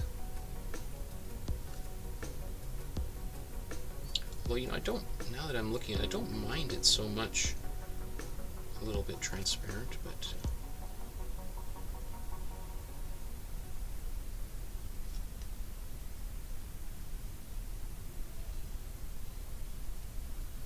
now again, just as a constant reminder that we are going to do some outlining in part on some of these leaves, so I wouldn't worry about them being perfect.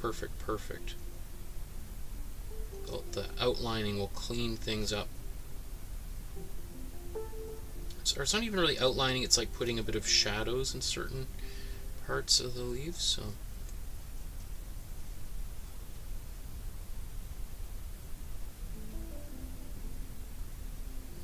in any places that are look a little bit transparent, you put a little bit of dark area on that and it'll just go right away.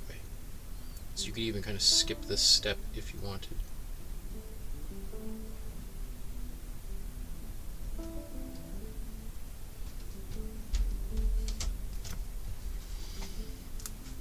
Okay.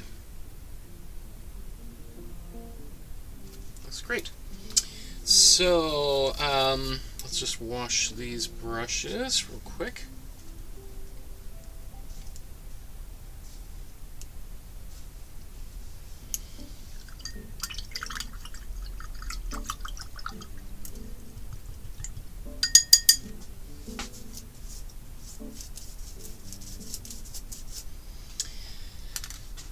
And then I'm just going to go in and I'm going to paint the heart. Taking my red again.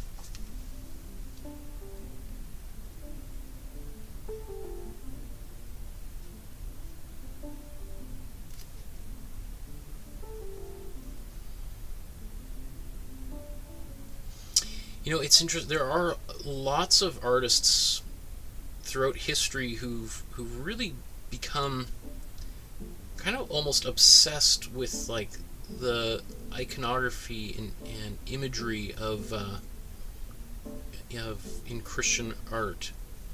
Like all these the symbols and things are, you know, I think every religion has that kind of thing, like and it's really quite fascinating because it's sort of like an endless like you can just keep on going and finding more and more information and details, and stories related to them, origin stories, how they're used in stories, and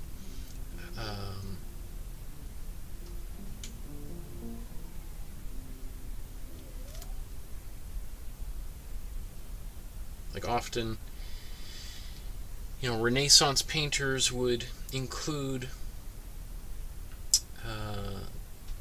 you know, different types of animals and plants and things in the backgrounds or surrounding figures, because those animals have like significance, right? It's not just a an apple tree, but that apple tree symbolizes like the Garden of Eden, right? And the apple coming off, and Adam and Eve, etc. Right? So artists can kind of fill up a painting with those kinds of little decisions, and then it can kind of really affect the way that something is interpreted, to the point where people talk about reading a painting, that you can literally read the painting because there's so many kind of hidden details in there. Okay, so let's do the flame coming out of the top of the Sacred Heart here, and I'm going to mix. Let's do this right here. Let's zoom out. I'm going to make a bit of an orange. I'm going to make a warmer orange, or it'll be a warm orange, but I'm going to put some yellow in there. Some warm yellow. That looks a bit peachy. Must have had a bit of white somewhere. Oops, you can't see that. It looks okay. It's certainly odd. I think it'll be okay when I paint it over top of the yellow, but if I was using this ordinarily, I would probably wash my brush and mix that color again.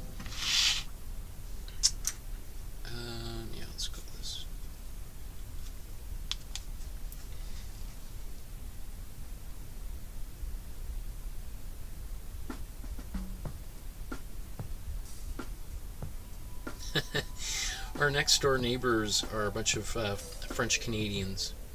Actually, there's only a couple of French Canadians, and the rest are actually from France.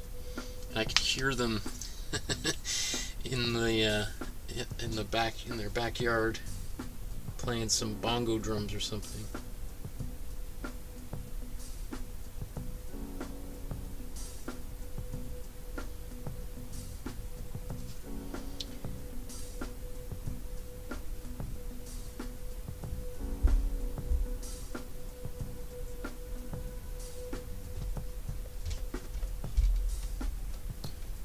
They're probably celebrating or commiserating.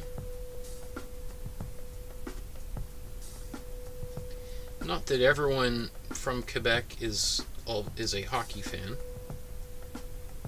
Just like not every Canadian is a hockey fan, but it's hard when the city you live in has a sports team that's doing really well. It's hard not to kind of get sucked up into that excitement.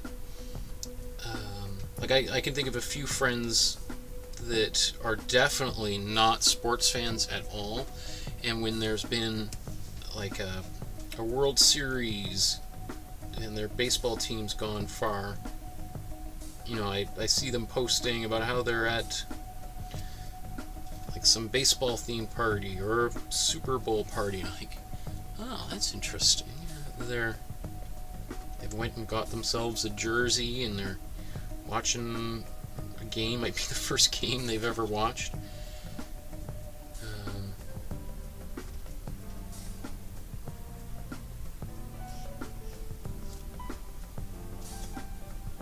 Like probably my best friend, he was the best man at my wedding, was never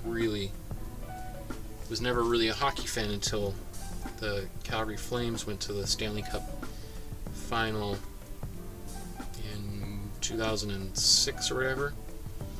Kind of ever since then, he's just because I think it was just so exciting. Like, everyone is in a, if they're doing really well, everyone is in a really good mood, right? So, like my wife and I, years ago, we were in Toronto. We used to go, before our daughter was born, to go to Toronto every year. She would go there for business, and I would go there to meet with gallery people and museum people, etc. And for my exhibitions. And a little bit of a deviation here. That doesn't. I'm kind of. You can see a few places where I differed from the original.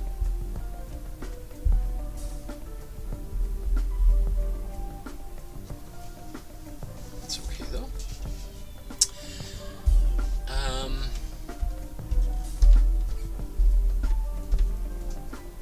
Oh yeah, we used to go to Toronto all the time, and when we were there, the Toronto Blue Jays were doing really well and got into the playoffs, which is really hard in baseball. There's in hockey, there's half the league gets into the playoffs. Right, like 16 teams make the playoffs, and then 32. Well, now there's only 32 teams. Literally half the teams get in there. Baseball, there's 30 teams, and they changed it recently. In fact, now they've changed it again, I think. There used to be only 4 teams, or I guess 8 teams would make the playoffs. Now they have a play-in. Anyway, so it's like when they get that far, it's like really exciting. And it's you think of Toronto as a big hockey town. When the Blue Jays are doing well, it was like madness. People were so excited, and everything just stayed open later, right? All the bars and restaurants were open later because people wanted to watch the games, and so they relaxed the rules in certain ways. Okay, so we're doing pretty good here, like in terms of time. I would say we're about halfway. That would be. But I think most of the hardest work has been done already, right? It's getting this initial stuff down. Because now I think what I'm going to do is I'm going to put my yellow in. Then over top of this yellow, you could probably keep this yellow like this. Let's see, let's just kind of do one more. You could keep the yellow like that, but I want it to be a little bit deeper color. Not quite as orange as this, but I'm gonna, in fact, because I'll keep a bit of that in there, and then we'll do more blue, and then it's just there's just I guess some red lines on the, and then black, right? So, in fact, I think we're probably maybe closer to about 60%. I would say we've done the painting. Okay, so speaking of which, let's do the yellow.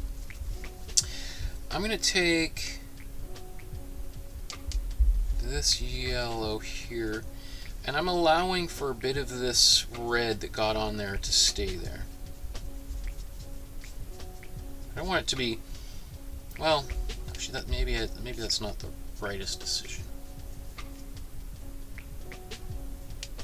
It's hard to, I might be getting a little confused with those red lines on there, making it look a little bit more orangey than it actually is. So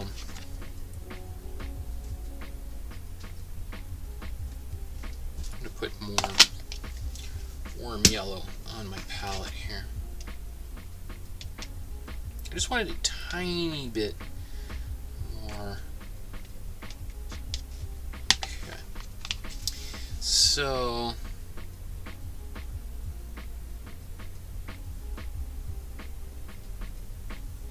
do a couple coats of this because the yellow both yellows tend to be very transparent.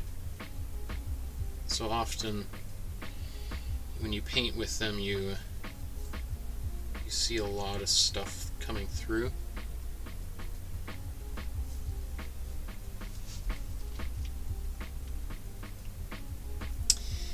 So the question in my mind at this exact moment is, do I want this to look like the image, or do I want it to look like a flag, and in which case I'm going to put shadows on it, or do I want it to look more like a solid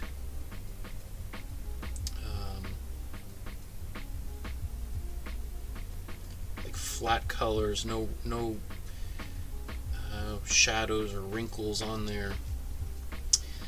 I think making it look like a real flag is the better choice, because it's also, if we do that, it's going to excuse any of our so-called mistakes or places where it looked maybe a bit sloppy, and if anything, that'll actually make it look more authentic. It'll seem to be kind of be part of the way it was sewn or stitched together.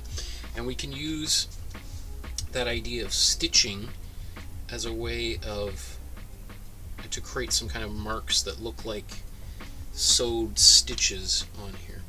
So I think that's what I'm going to do. Now, if you wanted to not do that, it would not surprise me if a bunch of you went for a bit more of a solid, cleaner look. I would actually say that would be a little bit more complex, because just painting anything with very solid, flat colors is actually harder to do than a little bit more of a brushy, painterly style.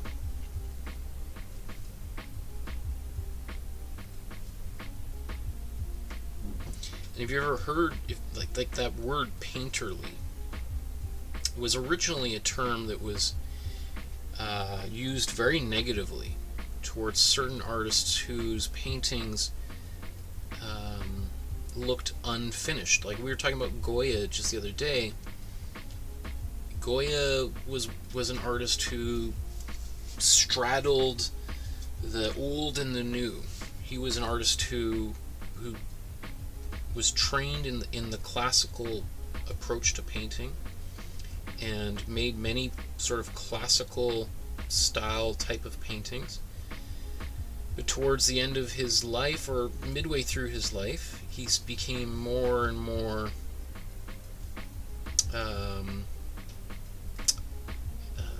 loose with his brushstrokes and less interested in that super refined way of painting. And so you have, like, people would say, like, oh, it just looks like you're not finished. It just sort of looks like I can still see all your brushstrokes. And you know, 200, 300 years ago, that would have been seen as like either very lazy or very provocative, or both, right? Like that, like, why would you, like, because it would look like an early, like a painting that someone started in the attempt to do something more classical, but then just sort of gave up.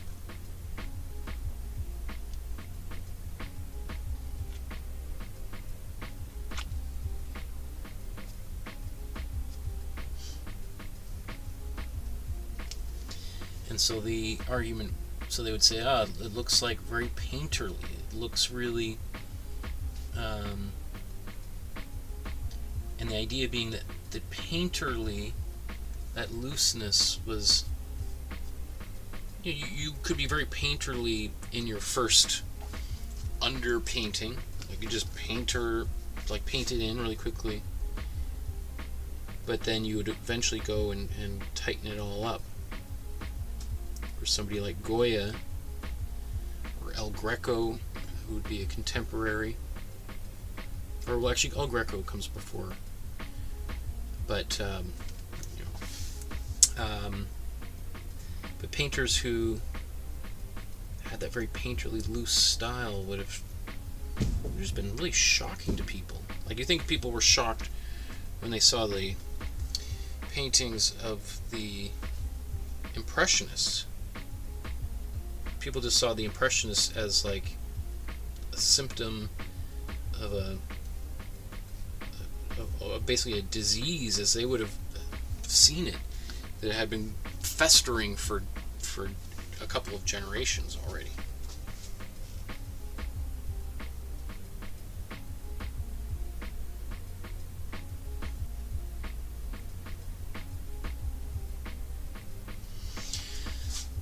Okay, so that feels much better. So we're closer to the original. And all these lines, it's going to take some time to do. I'll probably do that at the very end. So the next step will be to do the blue. So we'll let this yellow dry, then we'll do the blue. There is a lot of outlining around, like in between the blue and the yellow and this unbleached titanium, right? So it's because this looks like, it was a print or something, and so the question becomes, do you want to paint that? Do you need to paint that? If this was an actual flag, or I mean, it is an actual flag, but if we're trying to simulate a real flag, then painting black lines between things seems a little bit odd, right? Like that wouldn't, you wouldn't see that kind of thing. You might see some type of stitching there. So you may want to think about, rather than doing a black line, but like dotted lines, and maybe not a black line, but a red line or something, a white line. So as we get closer to that point, we'll explore those kind of things. But I think it might be fun to do stitching, like you can imagine like a hand stitch, like this kind of dotted line. So let's mix the blue again, and we'll paint the blue back in. So let's take this paint here, leftovers. I think I'm going to squeeze just a little bit more out because I ran out. Oh, that's too much, but I did run out midway through last time, so okay, so let's take some white.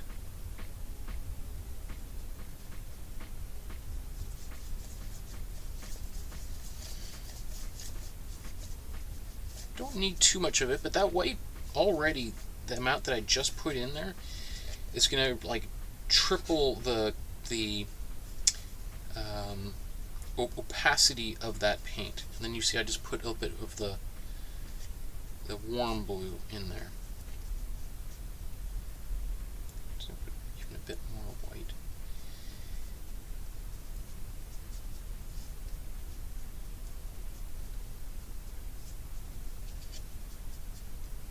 Okay.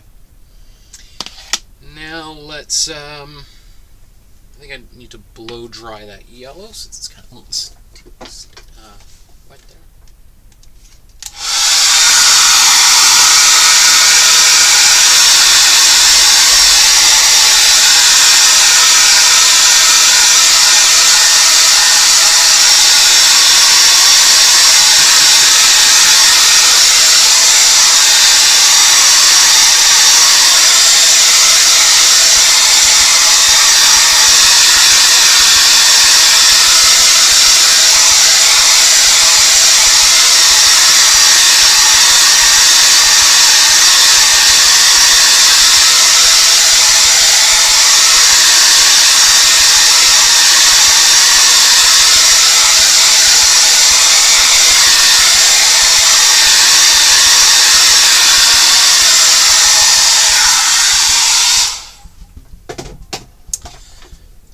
Deborah says, I'm serious, Michael, that there's the Manitoba maple with its red leaves. There you go. Okay. I mean, don't all maple leaves, maple trees have red leaves? I thought they were all, so I didn't know there was a specific Manitoba. I'm just going to paint that. I forgot to paint the blood coming out of the Sacred Heart.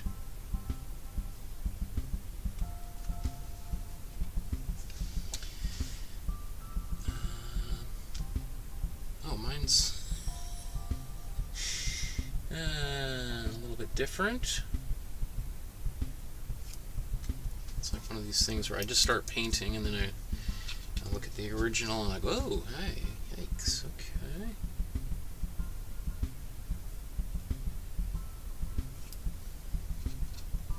So you paint it however you want, right? You can see that I deviate every so often.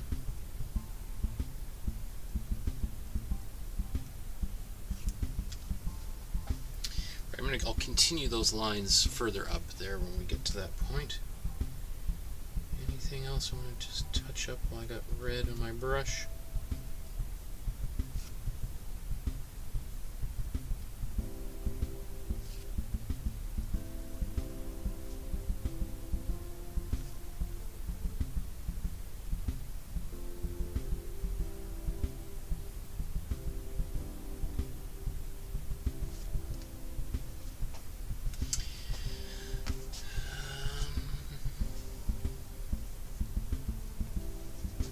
Now it is possible to, like in the image on the left, they have some, I think like black and even a little bit of yellow on the flame. So I might put red and yellow on there. I have to think about it. Rather, in fact, if I'm going to put yellow, I should do that kind of stuff right now. What I'm going to do is I'm going to take some white, I'm going to paint with white, and then I'll put yellow over top of the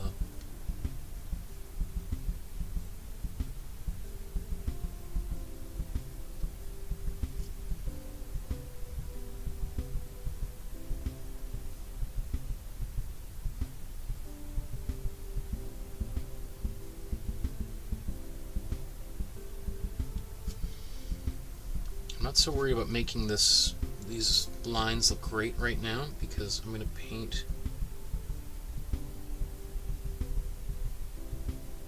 yellow and then clean it up with some orange.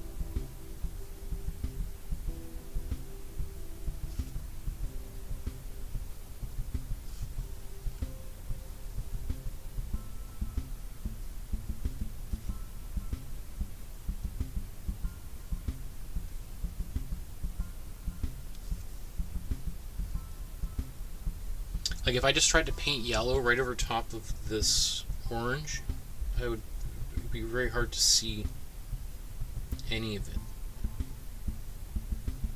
And I wouldn't, like if I could try just to paint around and leave little space to, but it would just drive me crazy. It's like it would just take so much longer to try to paint around all that. So that's why it's so much easier just to go in afterwards like that and paint that there.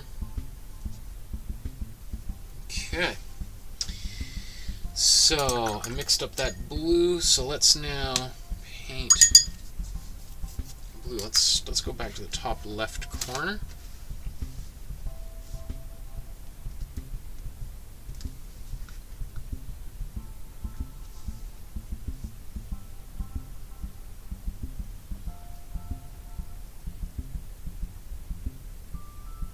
Right, see now it just like completely covers up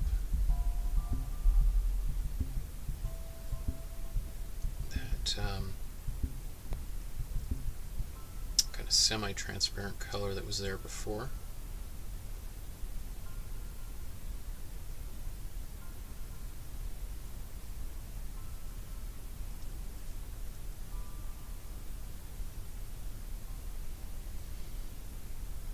Just looks nice.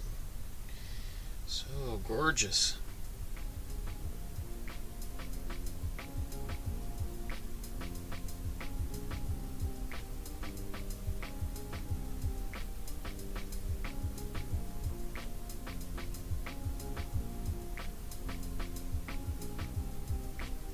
So again, one of the things I do is after I get some paint on here is I just go back around and try to take out any of those peaks that form.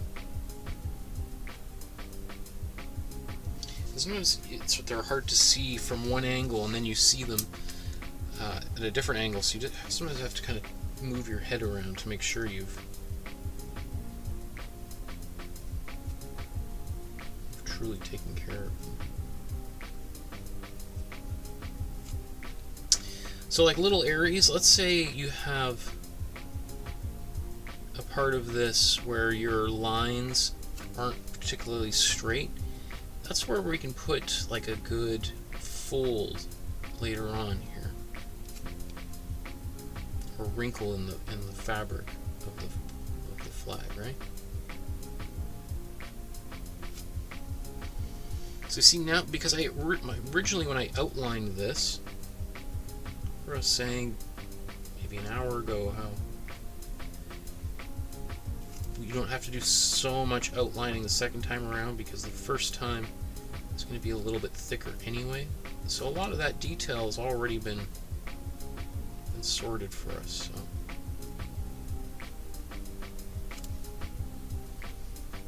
we're just sort of going around any places that are egregiously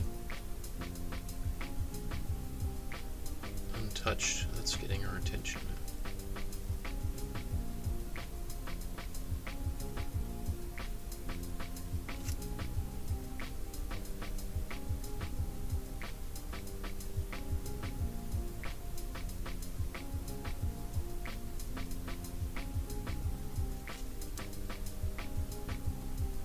And one thing you can do, like if things, it might be helpful just to rotate the painting and take a look at it from the other side, because sometimes it can look really, it's just bang on. You're like, ah, I've nailed it, perfect, looks great from that side, and then you rotate it or it falls off the shelf, and you're like, oh, well, it looked great upside down. Right, so it can be helpful just to take just an extra second just to rotate the picture and see what it looks like from the other side. And really you can do that with any painting. And especially if you're doing a painting with a face in it or something, and that face is, you know, upside down. Like you see, like this is a little bit shorter, it doesn't quite curve as nicely, but upside down, it's not so much such a problem, right? If it's a problem at all. Okay. So now we're going to the bottom left corner of the painting. Let's just move that. There we go.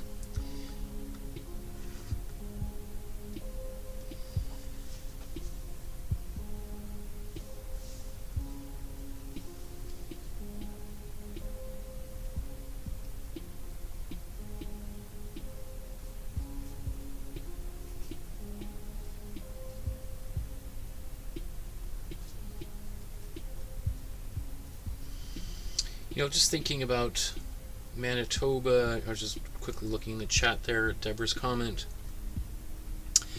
and you know, maple tree. You know, like we in Canada, well, you know, and the United States as well, are blessed to have such a beautiful country. You know, amazing. I mean, let alone besides the great people and the relatively stable politics and economy and all that kind of stuff, like knock on wood. But just the landscape itself. You know, I've been putting together episodes for the next few months, and I think July is going to be like 80% Canadian artists, just to kind of really celebrate Canada and artists that I think not only Canadians should know, but other people around the world should know. I mean, or already know, but it is interesting how many of the great Canadian artists often focus on the landscape. American artists as well, maybe less so, although originally, like, a lot of the great landscape paintings and painters of the last century were American, or the last few centuries were American, as well as Canadian. But my goodness, the Hudson River School. We're going to look at a couple of artists who are part of that group, but these gorgeous paintings of the Hudson Valley, and they're often quite large paintings of sunsets and these kind of gorgeous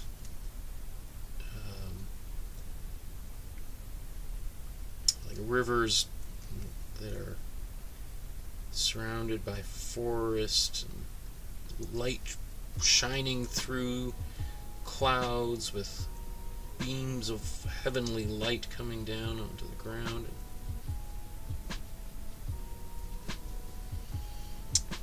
You know, it's not hard to see why an artist would be so fascinated with the landscape, because not only is it nice just to get outside and breathe the fresh air and get away from the cacophony of like city life, etc., and it's good for your health, but landscapes for them, the land has been relatively stable for millions of years, and hopefully millions more. And you can go out there and light might change a little bit, but it's not. It's just easier to paint a landscape and to leave for a few days or a few weeks or years and come back, and maybe the trees are a little bit taller, and but if you try to paint like a painting of downtown Vancouver or Tokyo, and you leave for a few weeks, that painting can already be pretty dated. They've torn down one building, put up a new building. Right, so, okay. Let's just keep on going ahead here. Now I'd say we're about 75% done. Most of the heaviest lifting is all behind us now. We're just kind of going over a few things. There's some outlining still to be done, which is a little bit more time consuming, but I think the if you want to think of it this way, like the worst is behind us for this painting. And like I said right off the bat, I think the most time-consuming part is really just the tracing, the outlining, getting the image onto the canvas. And once that's done, most of the hardest work, if you consider it hard work at all, is done. Like I've done a lot of hard work in my life, working in, when I was much younger, working in cold storage in the middle of the summer, going into work at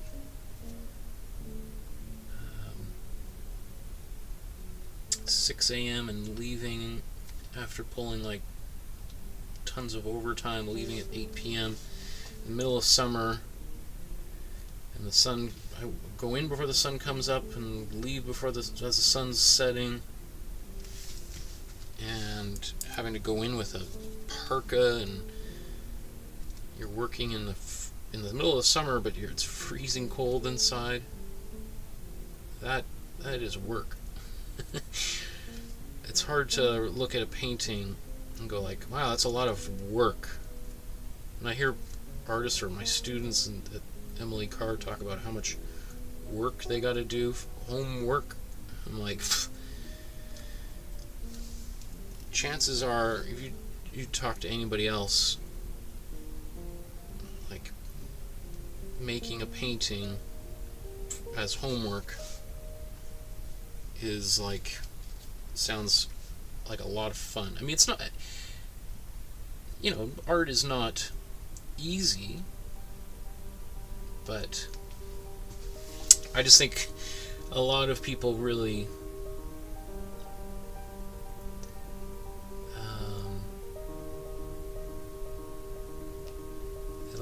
they want it to sound like it's much more difficult than it really is. And I'm an artist. I've dedicated my life to doing this, but I'd much rather be doing this and make a tenth of the amount of money than be doing a lot of other things that pay much more, right?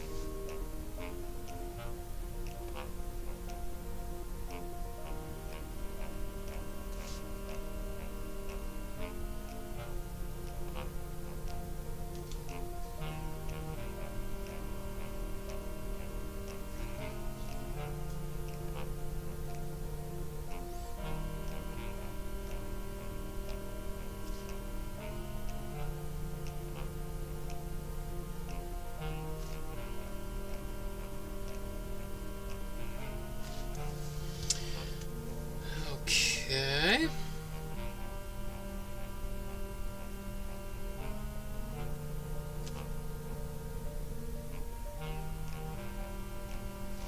So I think I just need to turn this just to see how well that's turning out.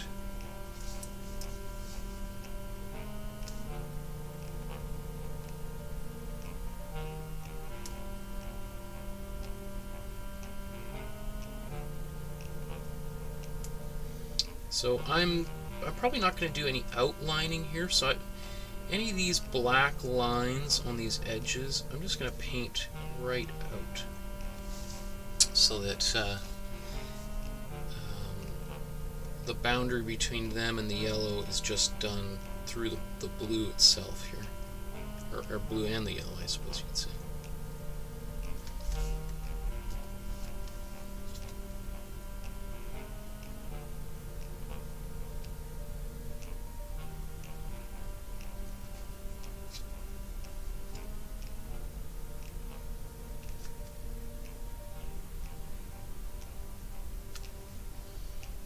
Sounds like our daughter's playing in the kiddie pool in the backyard.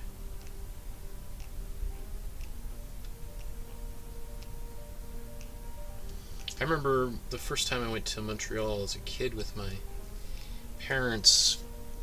There was like everywhere we went, everybody had a pool in their backyard. Growing up in Calgary, it was like, what? Pool? Like, who has a pool?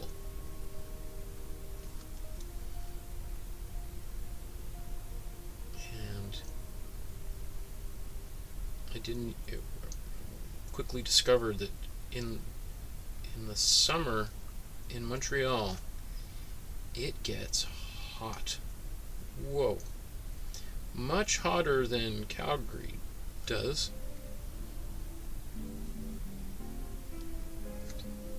Or very few other places in Canada. It's hotter. It gets hotter in Montreal than it does in Vancouver. Vancouver is like, we're blessed to have pretty good weather during the winter. You know, it might snow 2 or 3 times a year, but for the most part, it's bearable. And we're having a heat wave right now, but that won't last for very long. It'll last for a couple, maybe a week, right? And then it's gone. In Montreal, my goodness, they have a blistering heat. I don't know how long ago, I guess it was maybe 5 years ago, I went on tour with a band called Brastronaut, and I was doing live visuals for the band while they were on stage. So, and sometimes I was on stage with them doing stuff, and it was just a summer tour. I don't know when we left. I think it was. I'm trying to think of. It would have been sometime in probably June, July, August. You know, we went from Vancouver, Victoria, Nanaimo, all the way through Calgary, Edmonton, Saskatoon, Regina, Winnipeg. Where would we have gone next? Sault Ste. Marie, I think. There's a few places in Ontario, because Ontario is so huge. London.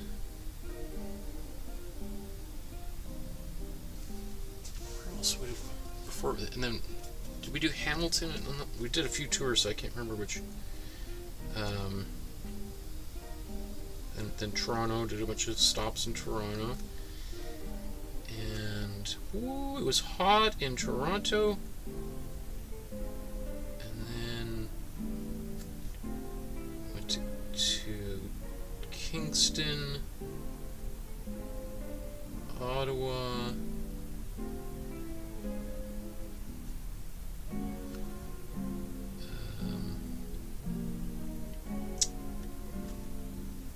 I think then we went to Quebec City, and then ended the tour, well, in Montreal. And it was so gorgeous, but it was so hot. There was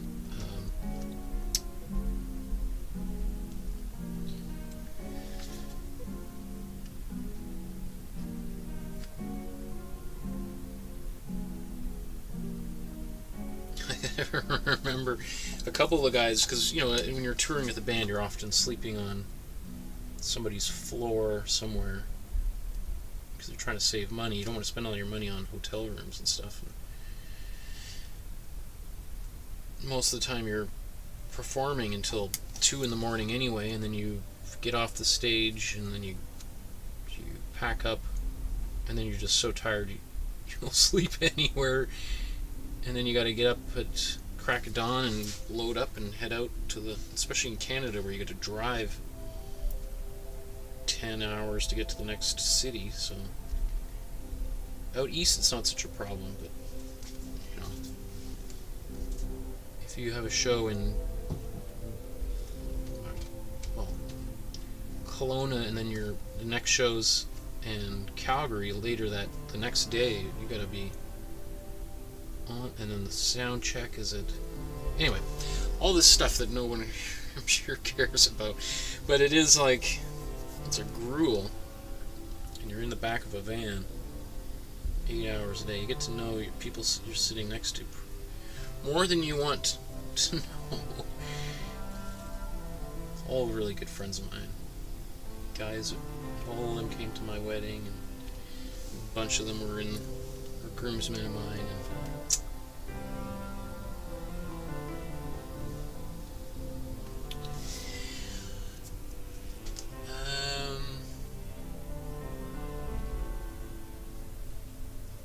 I get the emptying the updates there. Canadians just scored, so now it's 2-1 Montreal. Hockey scores 3-2 for Montreal. Or no, it's sorry, you're right. It's 2-1 Montreal. I was ahead of myself. What is it? It's probably third period, end of the second period, somewhere around there.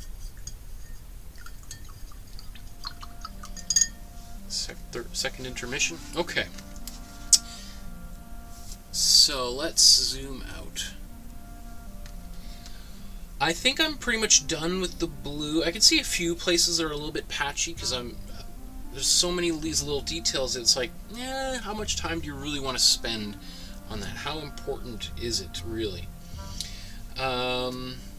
so, like, to the point where there might be one or two very small places where I'll do any white touch-ups or that unbleached titanium in there, so I don't know. I think that's pretty good. Let's do the yellow on the heart. So I'm going to zoom in on that, get that.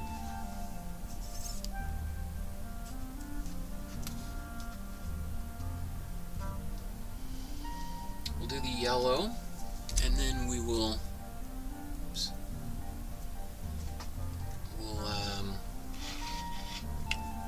and I think I'm going to use my cool yellow to do that, just so it's really, really poppy. So I took some cool yellow right out of the tube. Careful not to touch the rest of the painting.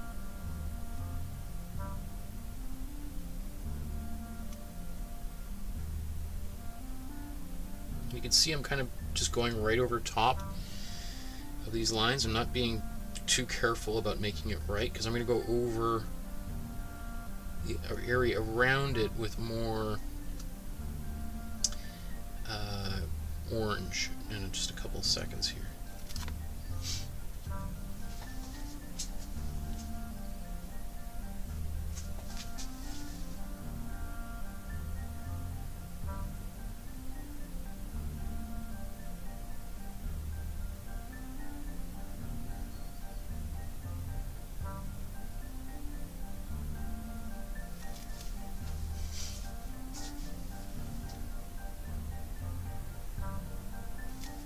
Okay. Beauty. So let's now go back to, had this orange that we had earlier, which was warm red and warm yellow. Just a little bit more red on there.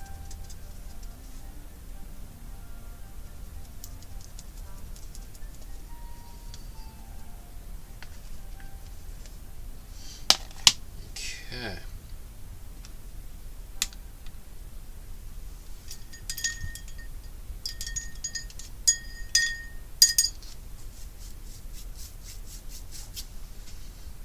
Actually, I'm just going to blow dry everything here because things are kind of wet.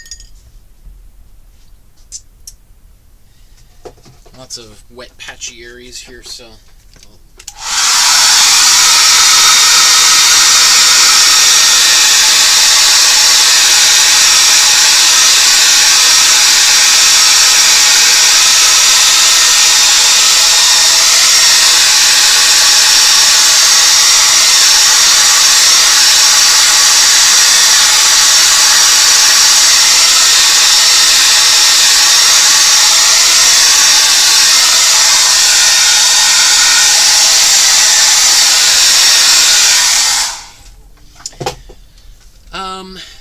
So I just saw in the comments there, Paul asked, what do you call those 4 arrows? And I think you're referring to the fleur-de-lis in the... so let's just take a quick second here. So this is the fleur-de-lis, or the lily flower. And this is the stylized version of it that we see all over the place. Let's see.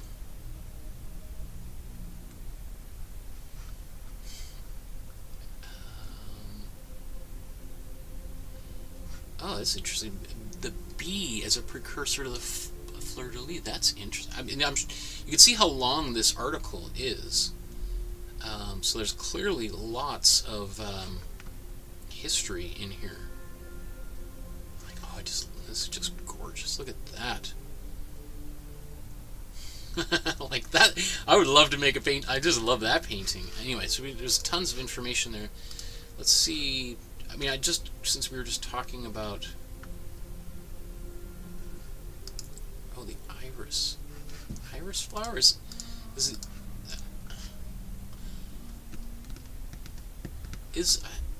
I always thought, yeah, a lily. It's a lily.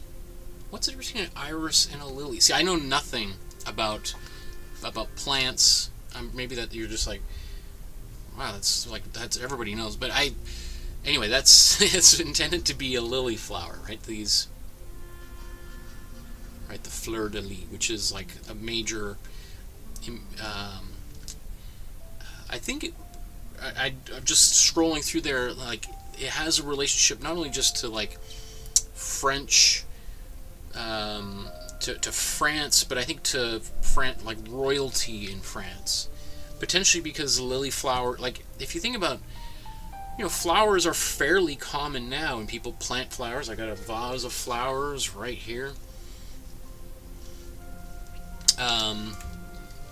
But you know, 400 years ago, 500 years ago, like you'd have to be pretty wealthy to have, besides flowers in your garden, to pick them and bring them inside, because you probably want to try to sell them if you could. So the only people who really had like lots of flowers around would be kings and queens, or noble men and women, right? So let's paint. So let's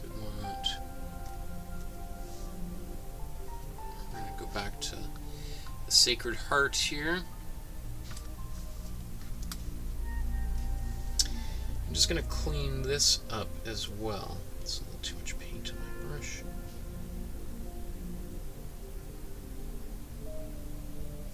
Alright, see how nice and sharp that becomes? Ooh, yes.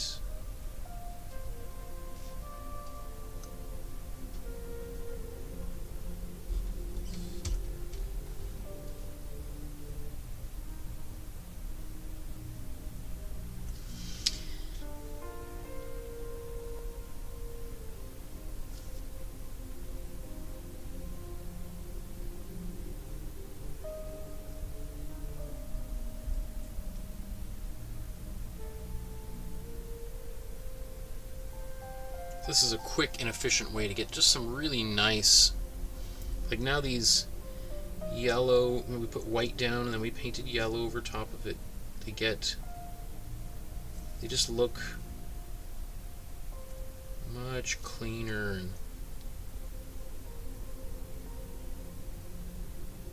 in a way that we could do with just very careful brush control.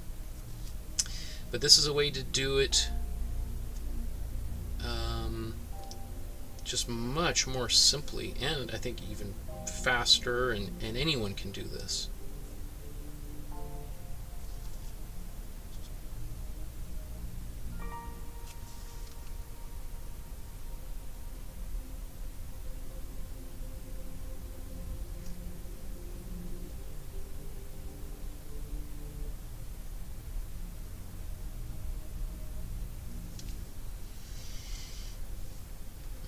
In fact, you can do the same sort of thing with the white afterwards and clean up some of the lines that are on the outside.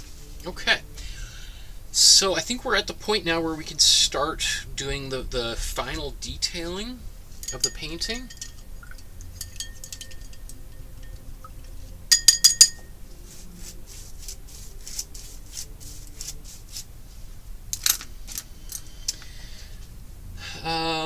So let's, should we use a black? I'm always hesitant to use black because I just find it so dead.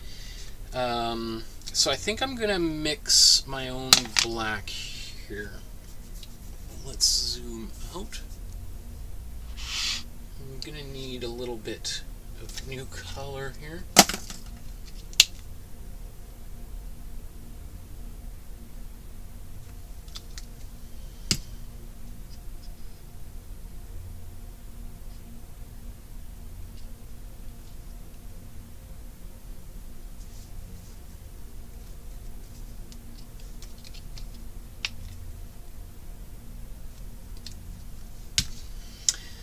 Okay, let's get a bigger brush to mix with. So basically I have my red, so let's just take this warm red, take our warm blue, we'll mix this together. We've already got a pretty dark color all of a sudden, really dark, nice brown. Let's take some of this cool yellow in here. directly across the color wheel. That's actually a really nice brown, actually. Oh, that's nice. You could take a bit of this cool red. I'm just going to use up a lot of the extra paint I've got here on my canvas. Take some of this cool blue.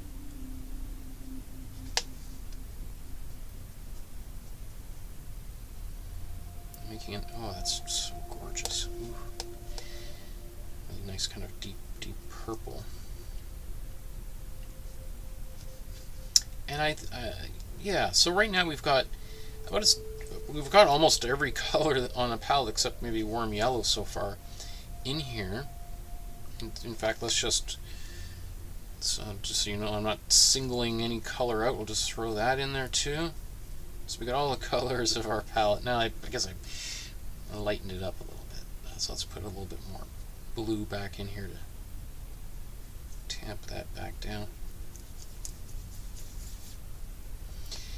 Now this color, you know, it's sort of just our leftover mix of paint. Like, I mean, technically you could, at the end of your painting session, if you had lots of paint left over, and you're like, oh, I don't want to throw it all in the garbage, you could just mix it together and then put it into like a glass jar that you could seal, and then you could just use this as your dark color. You could just keep putting any random color in there, and then when you need it, like in a situation like this, you could just pop the lid, open it up, pull some paint out onto your palette.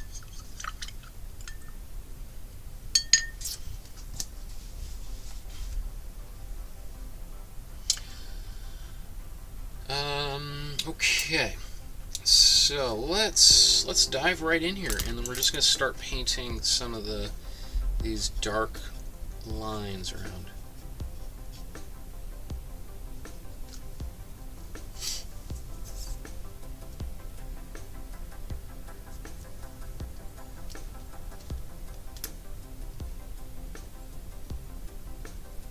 Okay, I think everything's reasonably dry here. A few places where I think I might have to mix a little bit of white before I'm finished, just to touch up a few places that I see.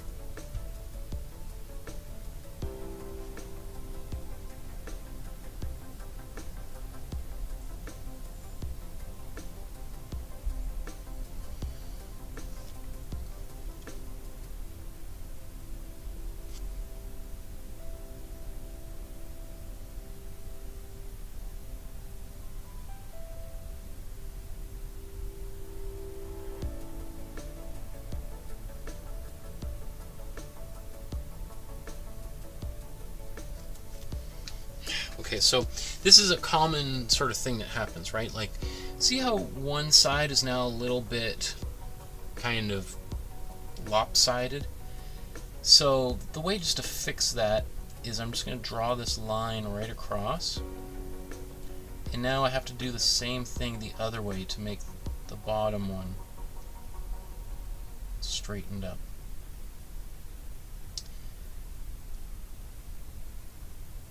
Sometimes you end up having to kind of go back and forth a few times.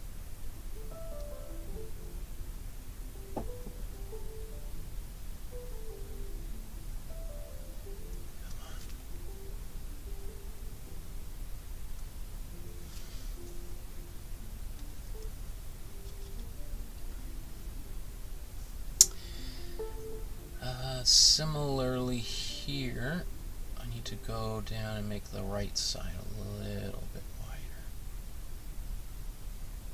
And actually,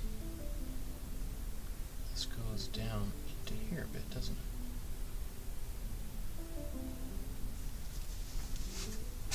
So if I was to use black, it would be a little bit more solid. That's the one thing. If we mix these colors together, the color is not quite as opaque as it otherwise would be.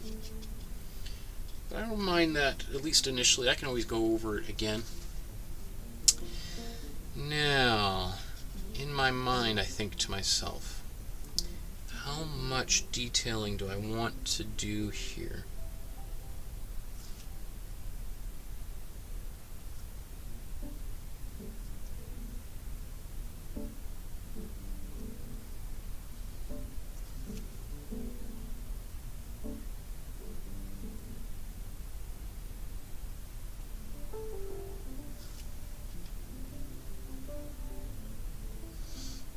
know if I'm going to darken it quite as much as the original. This is basically totally outlined, isn't it?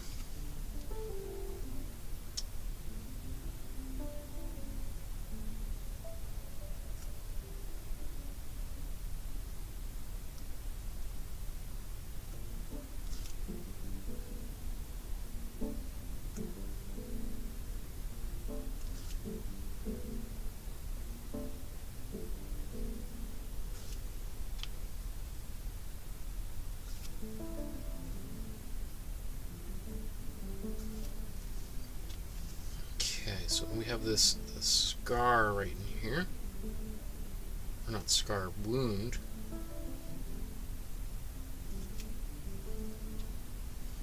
Right, of which the blood is pouring out of. We want to think about the light is coming from the left-hand side. So the right side is the darker side. So what I'm going to do is I'm just going to outline the right side of these drips.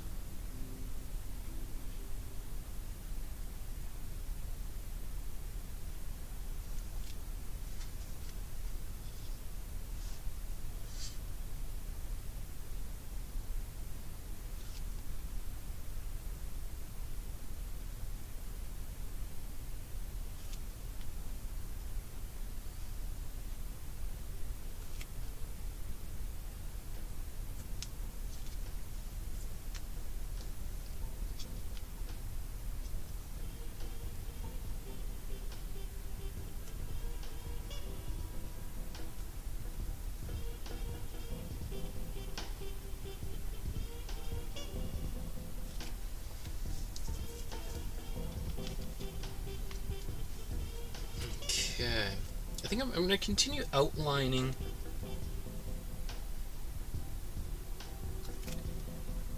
and then I might just do a bit as a glaze rather than, obviously I'm not going to do hundreds of little dots here to get the rest of that heart. So that would be the way that I would shade the heart shape here.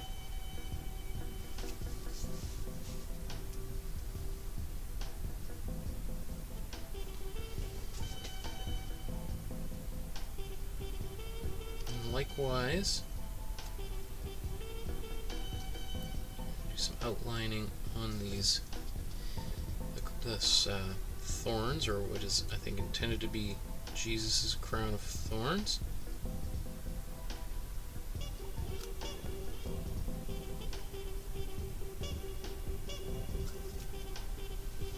For this, I'm just putting kind of outlining, at least on the bottom here. I'm just going to outline the whole bottom.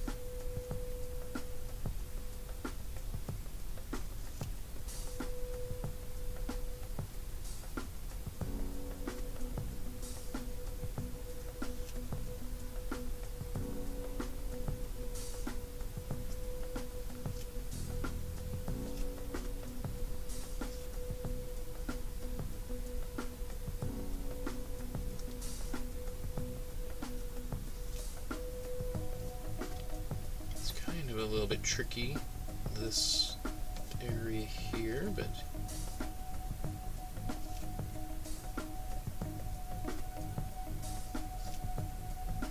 yeah, you know what, I think I'm just going to outline a bunch of this. I was trying to be pretty cute, but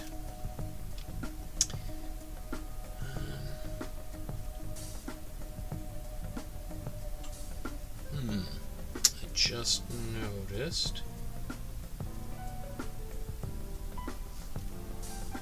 I don't know if I want that's interesting. So this actually goes through here.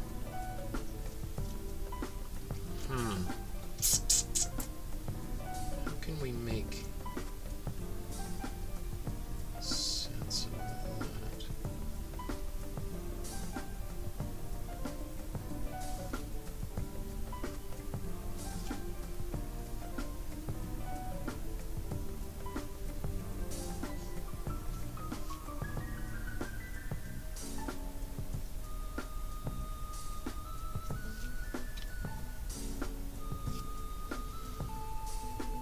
So I'm still trying to kind of keep just one side of these thorns darker.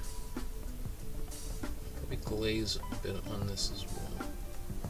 I think that's probably good enough.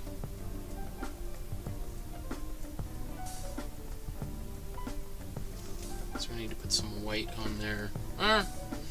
Maybe, we'll see. We'll see. I think this is my hand touched this. Took away some of the points on there.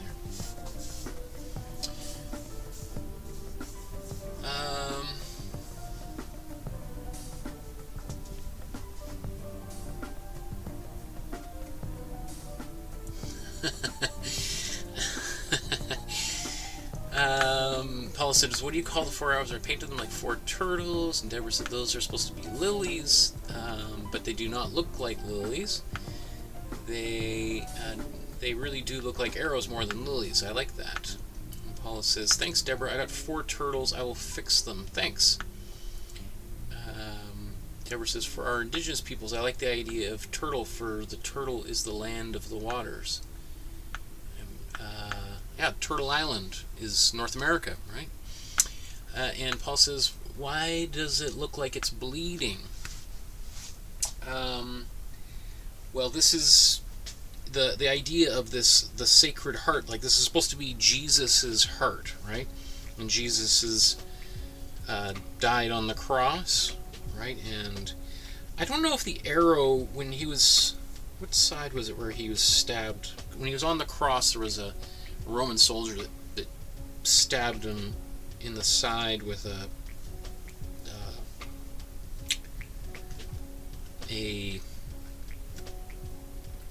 thing. I don't think it went into his heart, but I think that's what it's supposed to symbolize, is like the wound, the bleeding wound that humanity inflicted on him.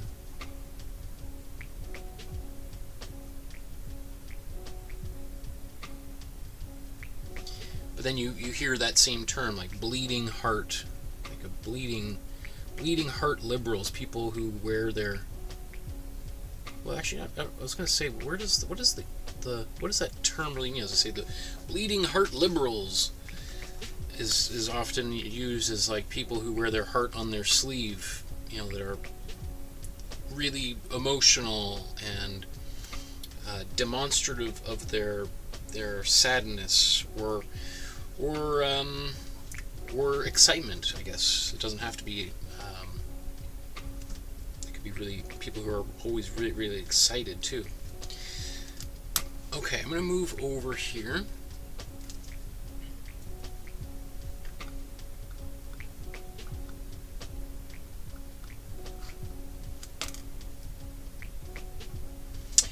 And these leaves are tricky, so it's like how I want to simplify things. I don't want to go into all the detail here.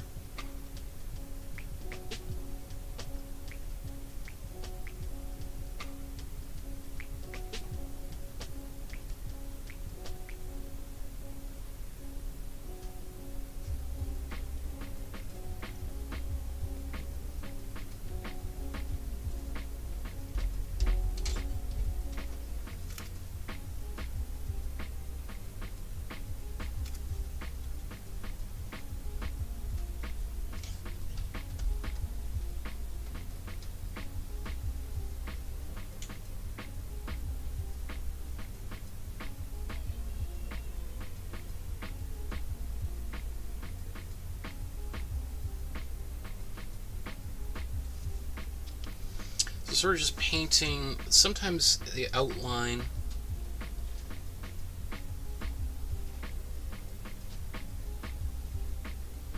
sometimes just the inside, right? So this is one way again where you can kind of catch up on maybe some problems that you had a little bit earlier on in the painting.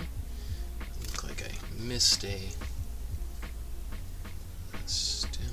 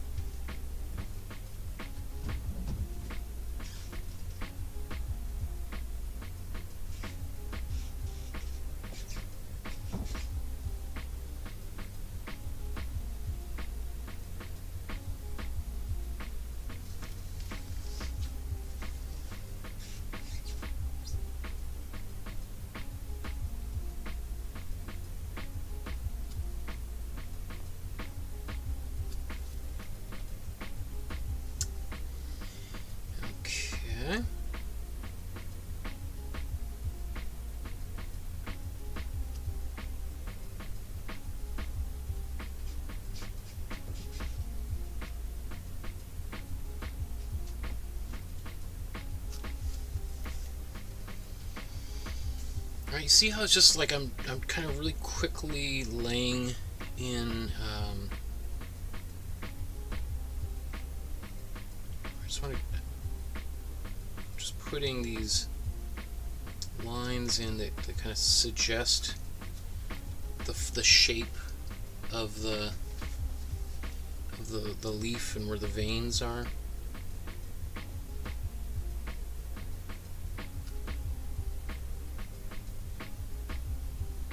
And I'm not even looking at the original here. I'm just sort of thinking, okay, if the light is coming from the top left, then the right side is going to be where we're going to get shadows.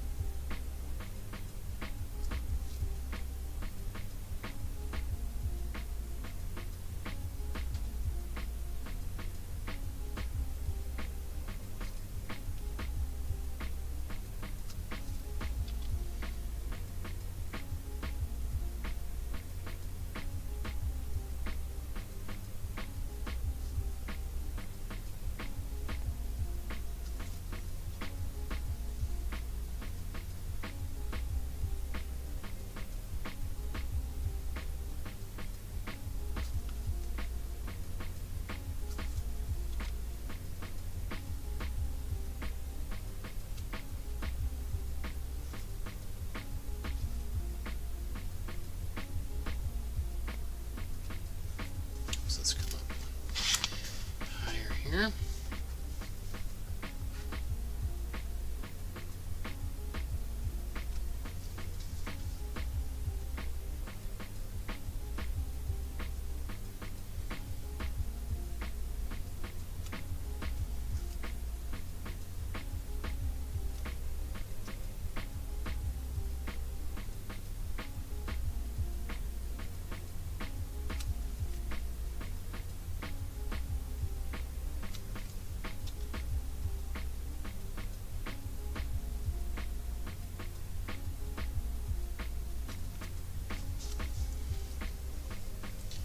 So I just I'm kind of like doing almost like a little bit of a starburst.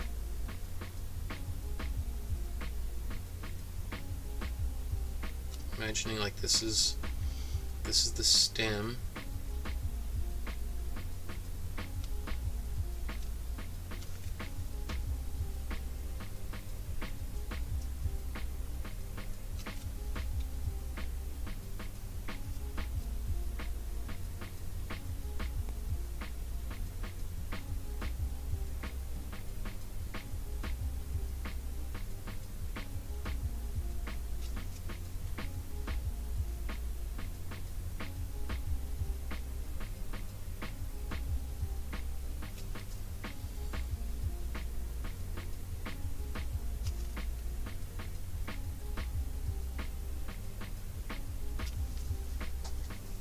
I mean, I think I'm sure that there's details in here that are so complex that, you know, you need like a theologian or theologist to decode, like even down to the fact like which one of these stems is in front of the other. I'm sure there's even a significance of, you know, left versus right. You know, it's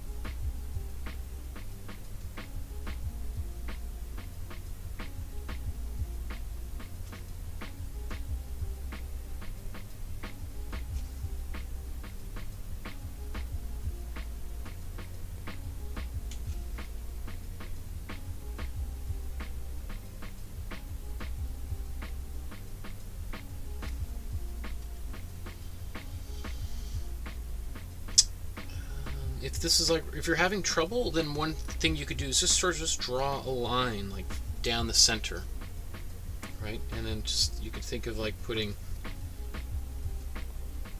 a few little things like this coming out of it. Like that could be a very simple way of doing this. And then if you want to sort of just up it a bit, you can just kind of go over and darken, you know, maybe one side here.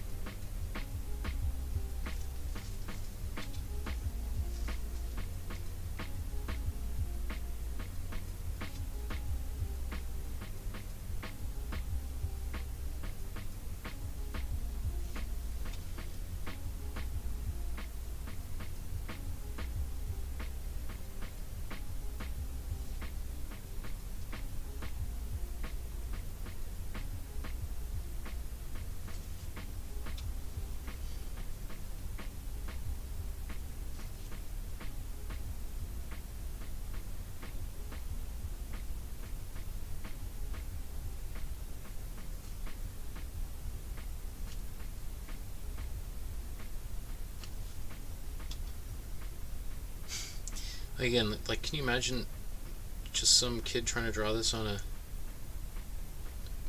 notebook? It's so complicated. Again, it's complicated, but I don't personally, I don't find this like particularly difficult. It's just time consuming.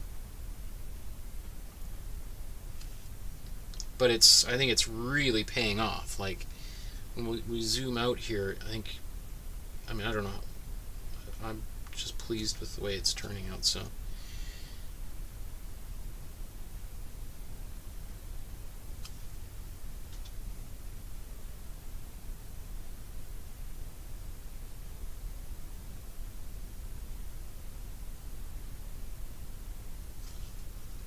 and it doesn't even really look like, even like obviously the image on the left has a lot more detail, and it looks probably a lot more like real leaves than mine.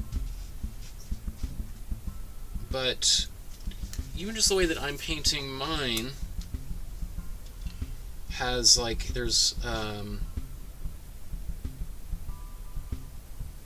like you look at it and you're like, oh, okay, this is leaves, right? That's all the information that really needs to be conveyed. I mean, as far as I'm concerned.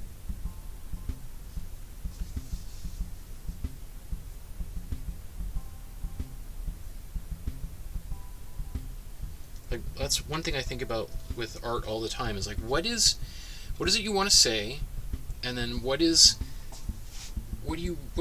really required for people to understand that message? Does it need hours and hours and hours and hours of detail for people to get it? Or is sometimes adding a lot of detail actually just muddies the whole thing and makes it more unnecessarily complex and difficult to understand?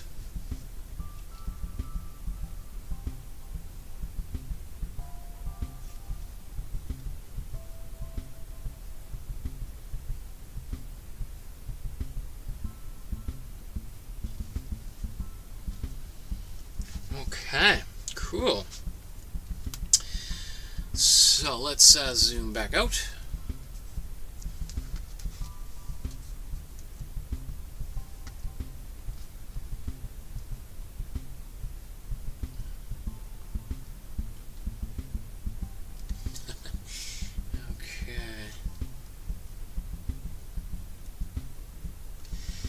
So, let's see. Wow, there's lots of comments in here. Deborah says, the heart is bleeding. Quebec was a Roman Catholic province. The heart of Jesus was on the flag and bled for all. The silent revolution in Quebec removed the church from the state. Paul says, thanks, Deborah. I'm learning tonight. Deborah says, when the province took over the government from the church, women got to vote. That was in 1940. Women had the right to own land. The white lily is also the symbol of resurrection, symbolizing church dominance. Paul says, what a history. And then Deborah says, oh my god, it's 2-2. This is a disaster. Go, Montreal, go. Okay. You know, I kind of like it like this, but I'm going to see this painting through to the end.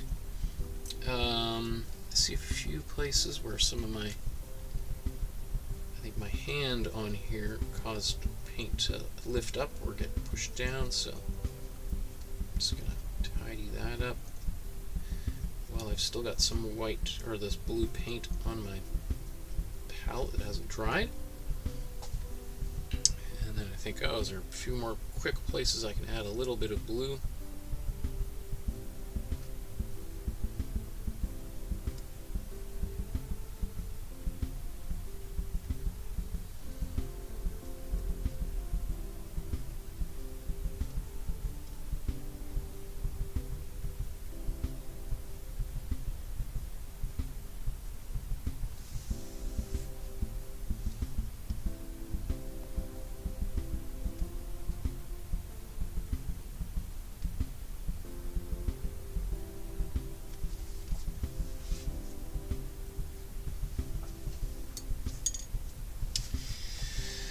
Okay, so let's blow dry that, and then we've just we've got some red lines to put on, which is going to take probably 20 minutes, and then the Sacred Heart, I'm going to, actually I should glaze that right now. So actually I'll glaze that. Might as well, because I'll have to blow dry it anyway. So to do that, I'm just going to take some glazing fluid. And let's get some glazing fluid on my brush. I'm just going to take a bit of this darker color that we mixed, that we did all our outlining with, and get that on our brush. So that's pretty transparent. I'm actually going to take a little bit more paint on here, just because I'm also running on time. But you could certainly, my recommendation would be to kind of go slow and just to kind of test and see how things look. Because you can always glaze very thin layers. You can be very timid when you do that, and the chances of messing up, I guess you could say, drop quite dramatically.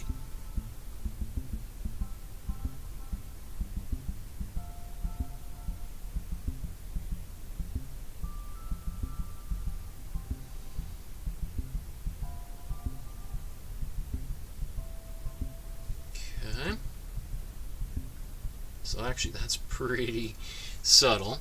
So let's just, I'm going to get a little bit more of that darker paint.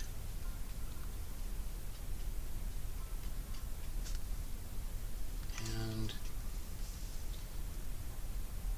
there we go. I think there you can see its effect a little bit more striking.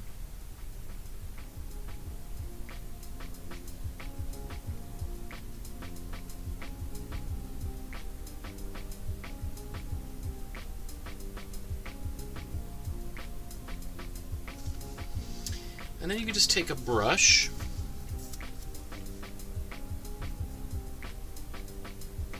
and just soften your edge just a little bit.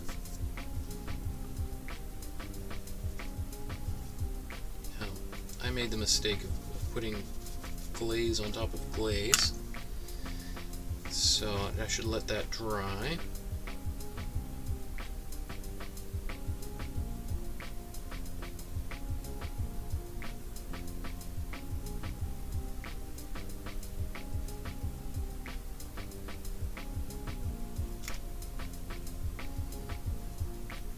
So I'm just going to blow dry that.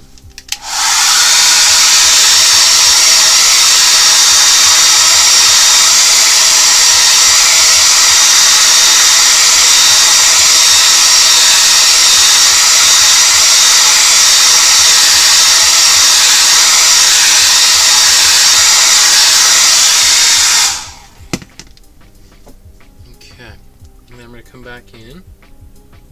Just glaze right back over all that, and it'll darken again.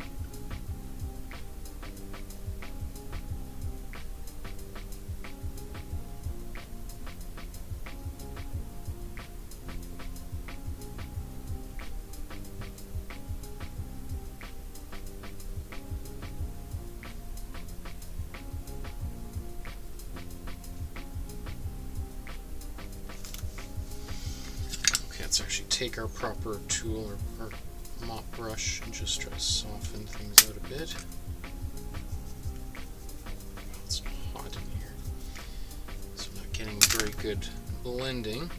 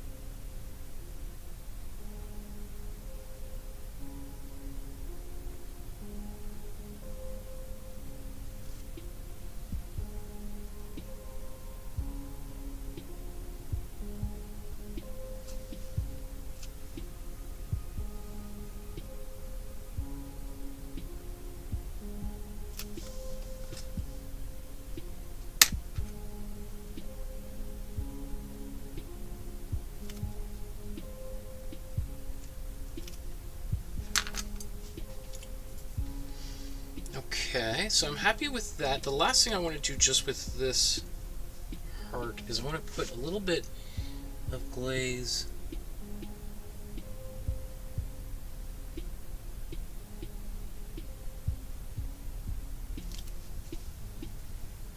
in between.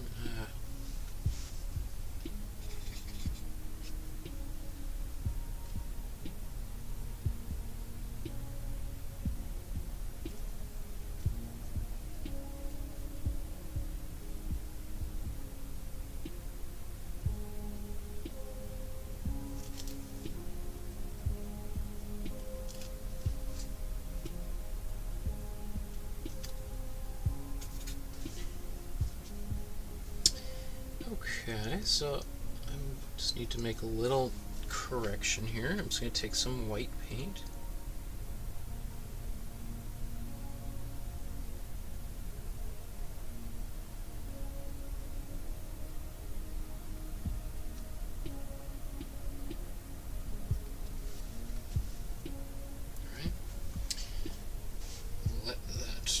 can just blow dry it.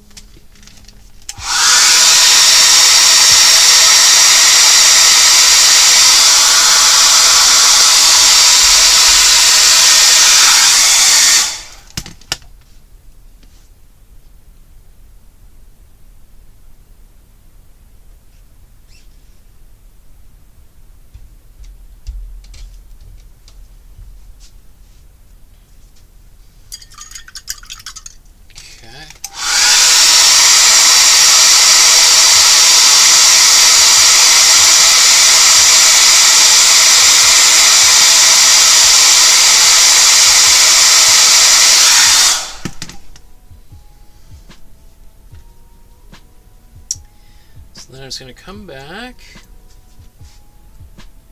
touch this up.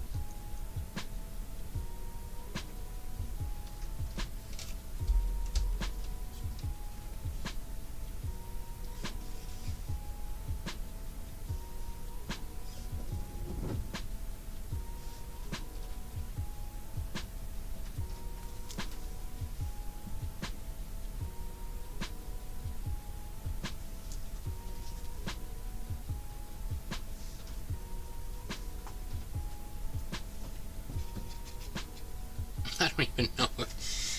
What I'm doing here is so subtle that, but these are the things that I see in my paintings later on at night when I'm sitting there looking at them.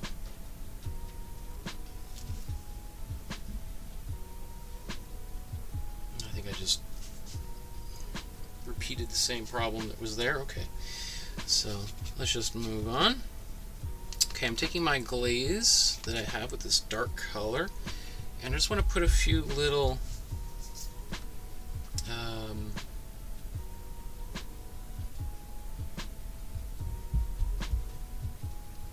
bits of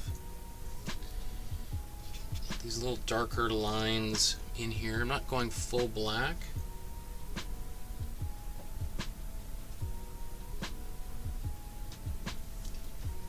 Just really subtle hints, right?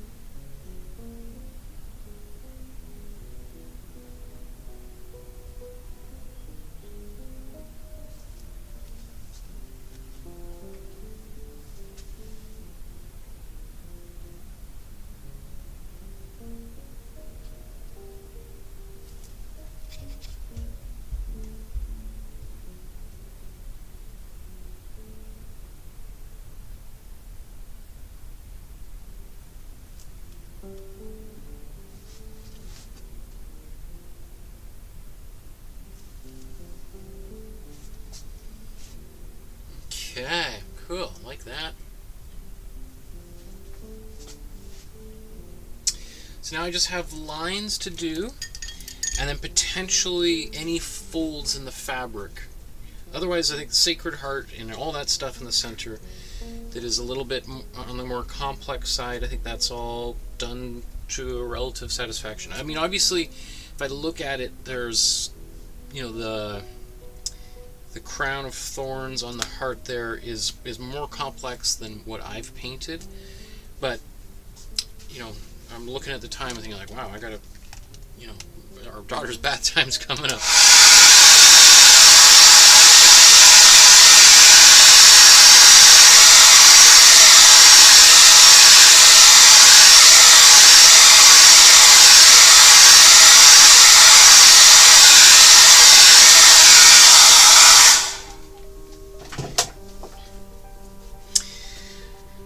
Cool. So these lines on the outer edges, we're going to do that with a warm red. So we'll put that on the palette. We don't need much of it, even though we're going to be painting with it, but that's going to go kind of far. So let's just...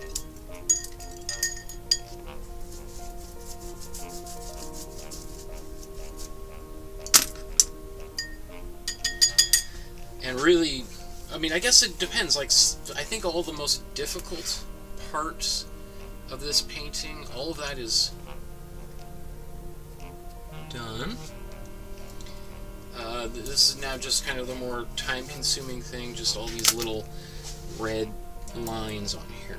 And this can also be where people get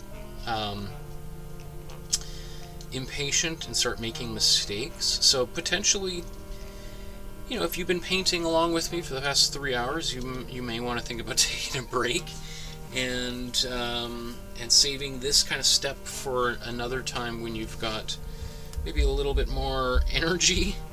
Okay. The other thing too, when I'm going to do this, let's actually back it out.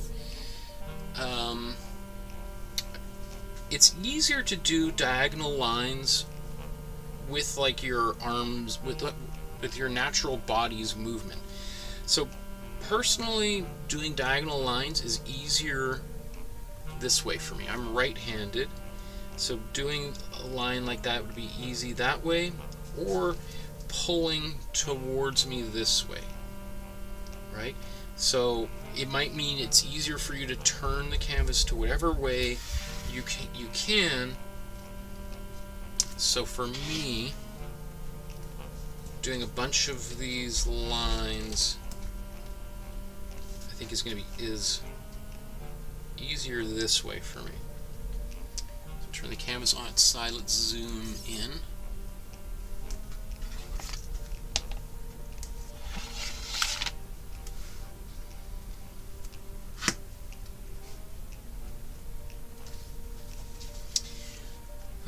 Okay.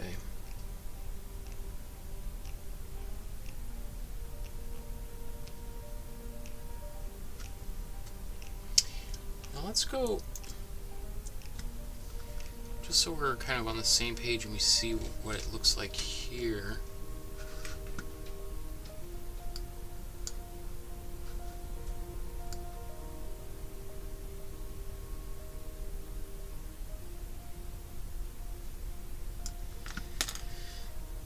So, how many lines do you want to do?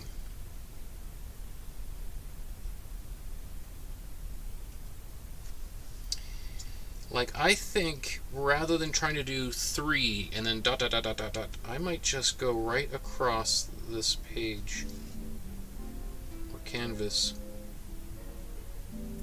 with diagonal lines. Maybe one day someone will come over to our house and say, "Oh, what an egregious mistake. You are going to be burned at the stake, and you will, because you have committed heresy by not putting the, what is that, 6 dots separated by 3 diagonal lines."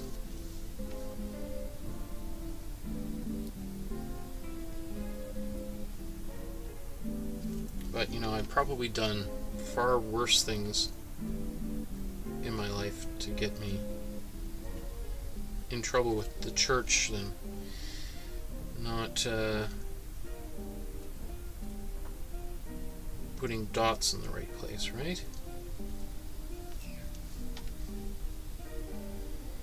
Now, ideally they are around, I mean, ideally they're the same distance and sloped or in the same diagonal angle.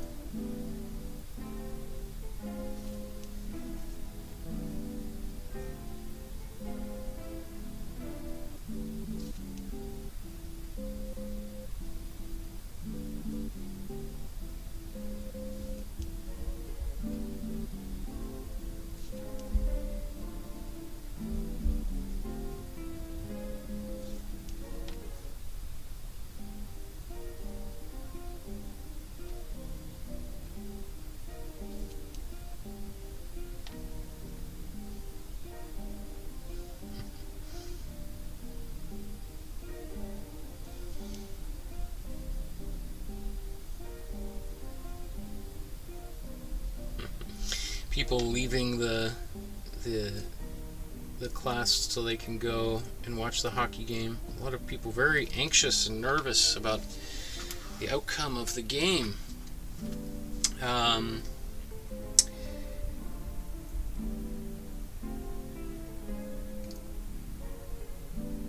think it would be great if Montreal won. I mean, they have played very, very well over the past few games, and they've come much further than anyone expected to. I mean, there's probably very few people that wagered that Montreal would win, except obviously the most ardent fans. Hardcore and ardent fans. But I certainly no serious hockey writer or commentator picked them to win, to get this far to begin with, and Vegas is a very good team, so.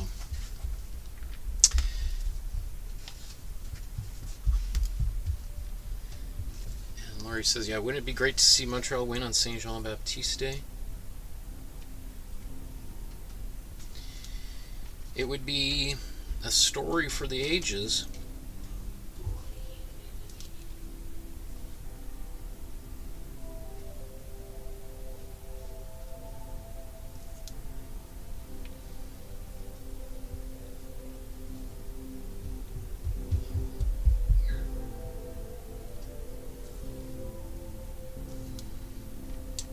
But, you know,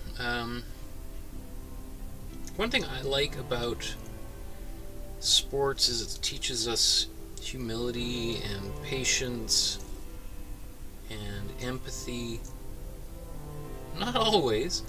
Sometimes it's hard to even imagine how you could get those things from sports, but I take a great deal of I learn a lot from like watching some of the greatest athletes struggle and how they manage to like come back year after year after year, despite, like, you know, sometimes you have great athletes that are on teams that aren't that good, and that's, you know, that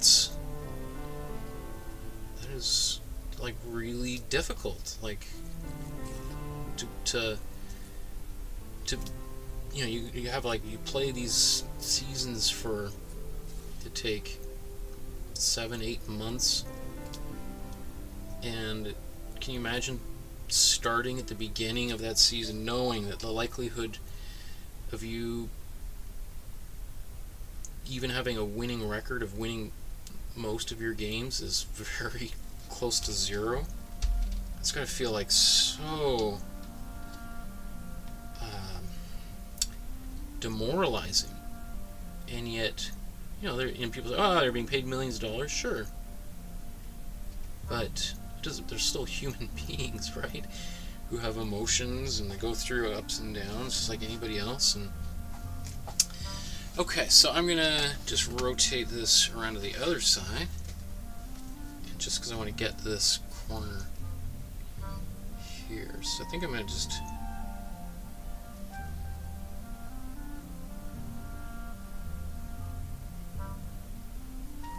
I know I'm going off script here, obviously.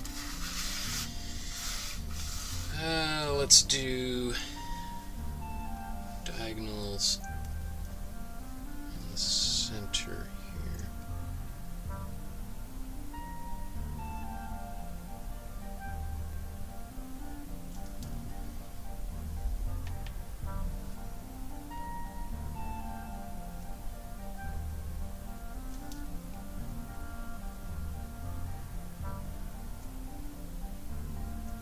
So here I'll put a dot in there.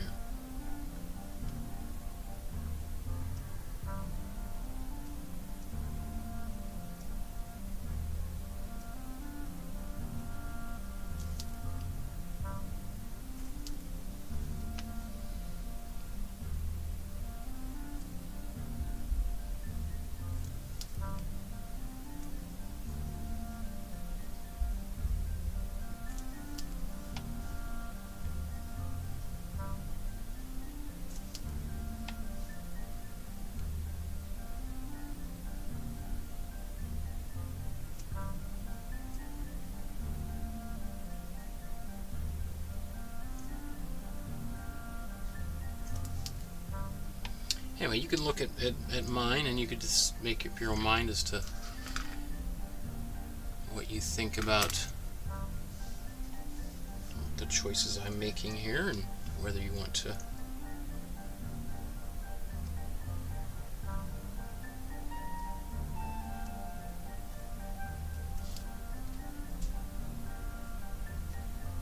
follow in my lead or go your own way.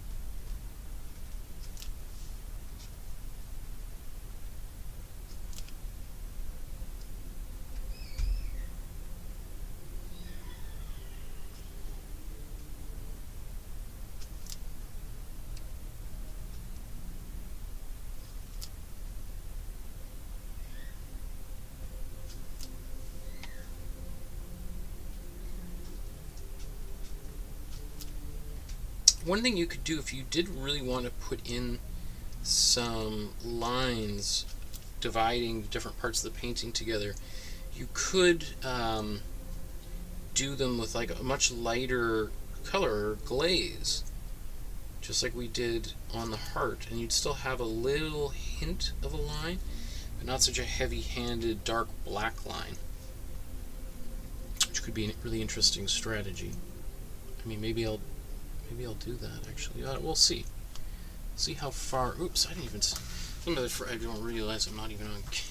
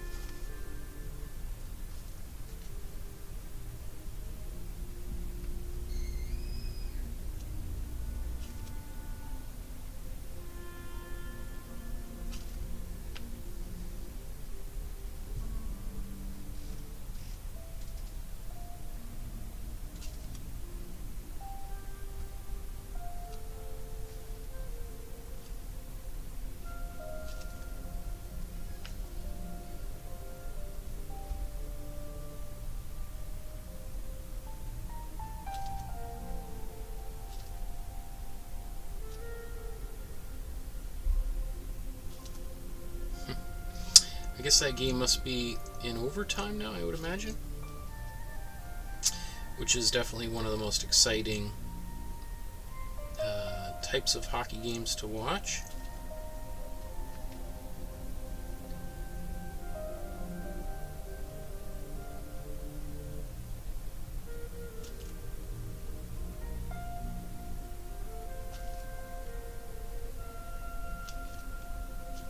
That, or the game is over and people are celebrating,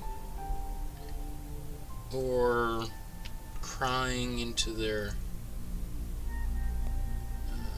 beers and wine and... Oops, I can't see what I'm doing.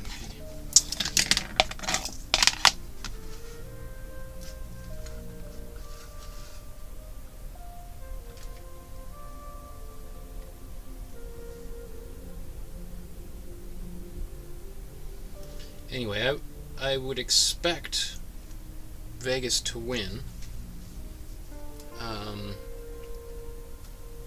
I think as most people have. I think it'd be great if Montreal did win, but I think it'd be pretty unlikely.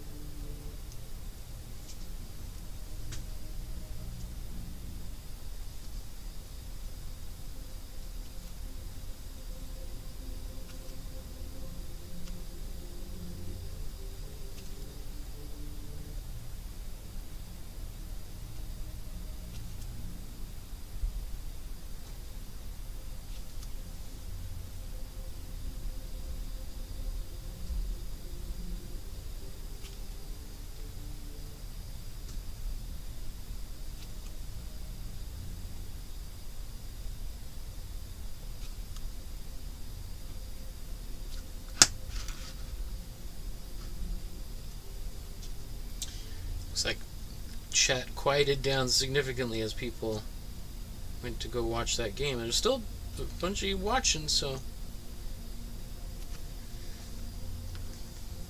good on you guys. Whoa, those lines are intense. Let's see if we zoom out.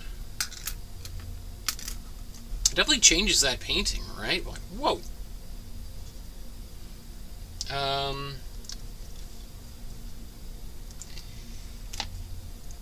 So let's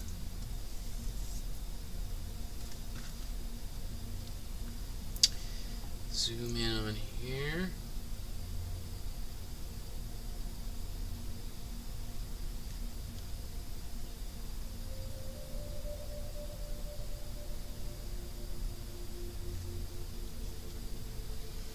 So once I'm done all these lines, we'll be completely done. I think this last I've got,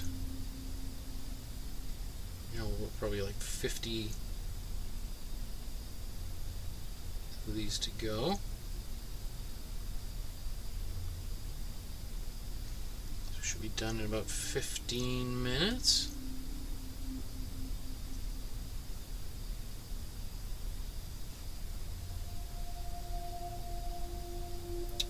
Assuming I don't make a big mistake and I have to repaint anything, or there's a few little places where I see paint got into places I wasn't planning for.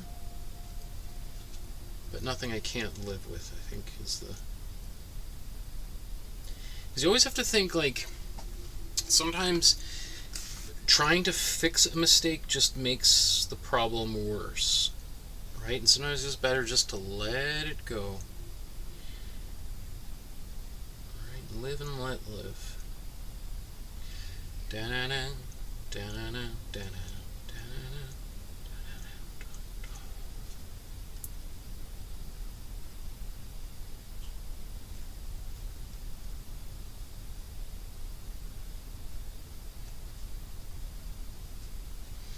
And, you know, this kind of thing is not the most exciting thing, you know, like, I've done other things in this class where it's been like, you know, when we did the spin paintings and I'm laying on my back and my wife is dripping paint on the drill and it's spinning and splattering everywhere.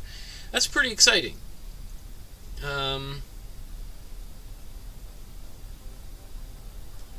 But the overall effect of all of these lines is like really powerful, and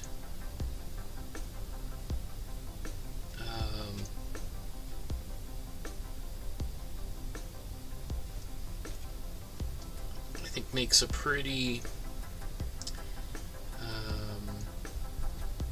it looks really nice. Like it is a little bit intense. Like I think when we're done, I could imagine some people choosing not to paint them, not just because of the time that it takes to do it, but because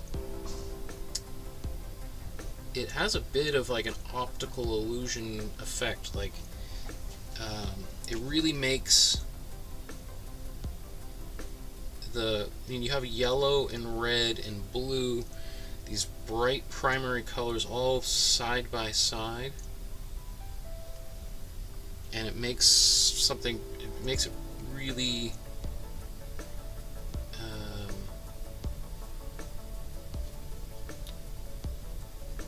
it does odd things to your eyes. Like your eyes have a hard time focusing when you have like strong oppositional colors side by side.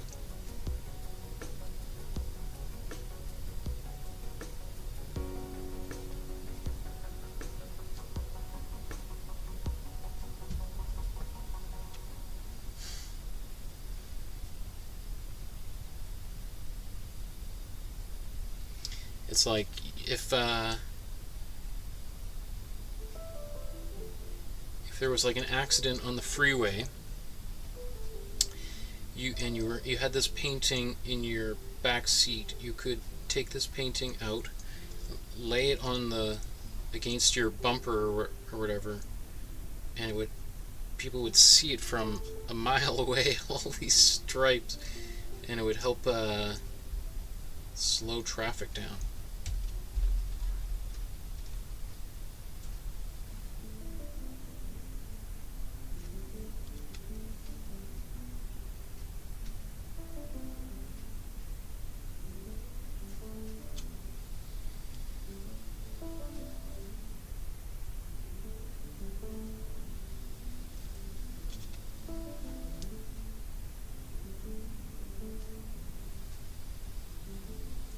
So one thing I did, these lines, at least on the right side, I've put actually pretty close, arguably closer than they maybe could be or should be,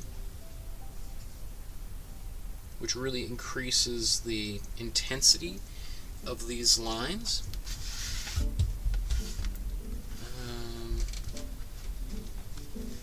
So I'm just going to rotate it around and do the other side. You can also see one thing that I'm doing is I'm going all the way with these lines. I'm not stopping and starting on the other side and then working my way. That's a real, like, I mean, we have these lines that I'm following, that I drew on the canvas or traced from the outline. But even then, things are going to kind of slope and slant a little bit, and trying to, you know, attack it from two different sides and then hope that when you get to the center that everything's going to line up you're just asking for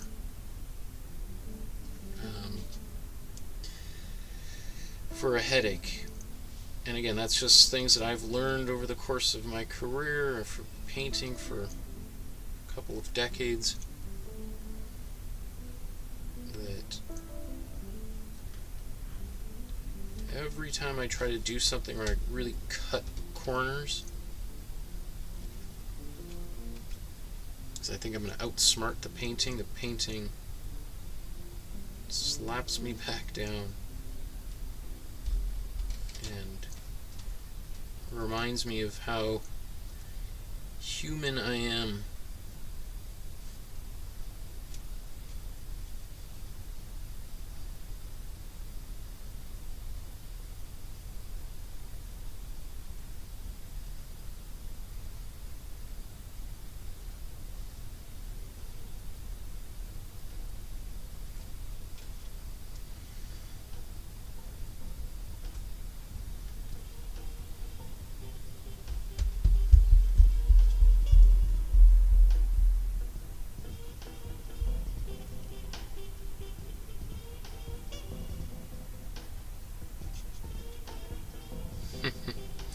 Joshua's given up all the updates on the game here. The game just went into it's the end of regulation, so it's going into overtime shortly here. After a break.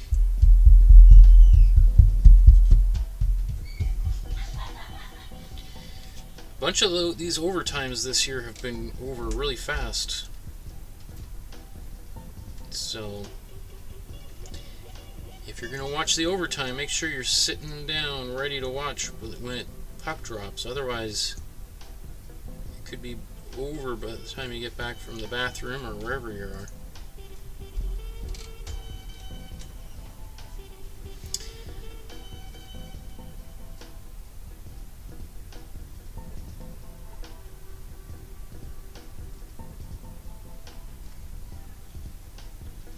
It's sort of like a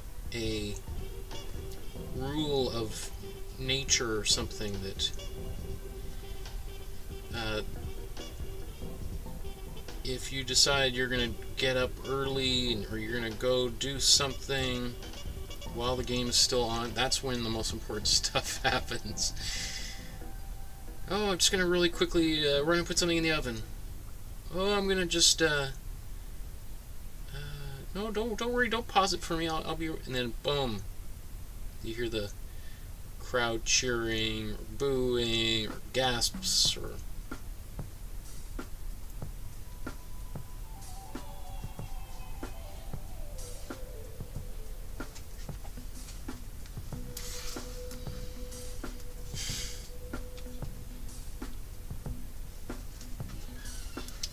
okay, so let's start up from the top and then work our way back down to the bottom.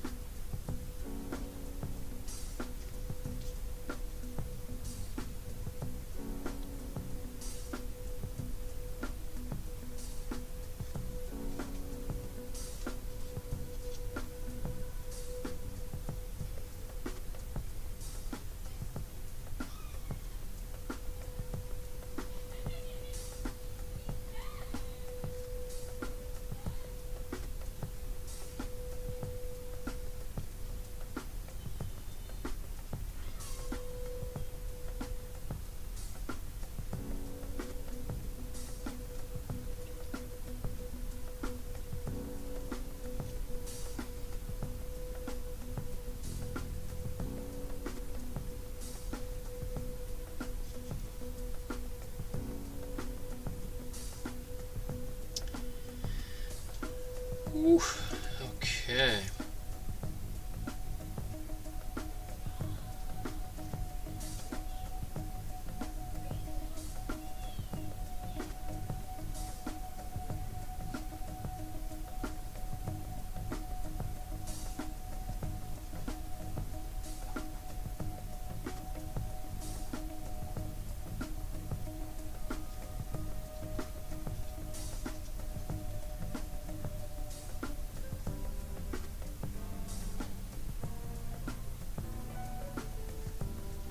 So about 5 minutes left here, folks. Assuming everything goes right.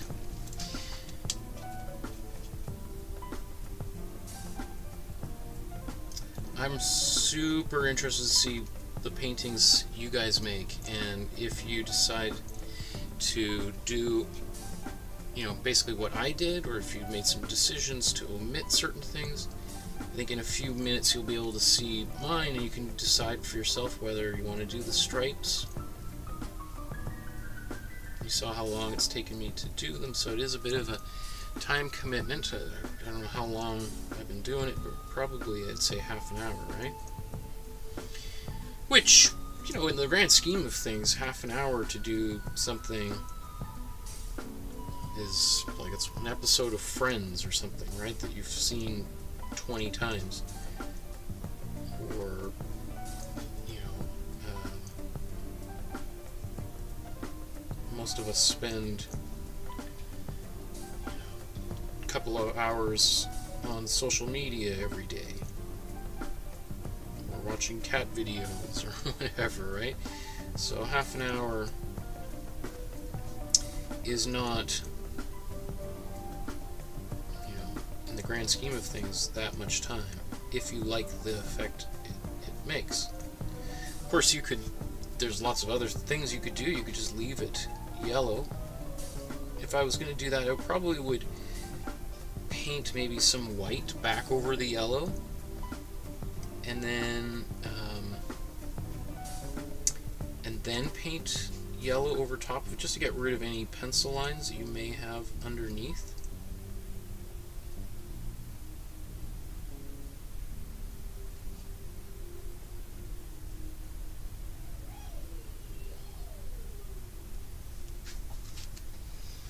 Okay, all those lines are done. Wow!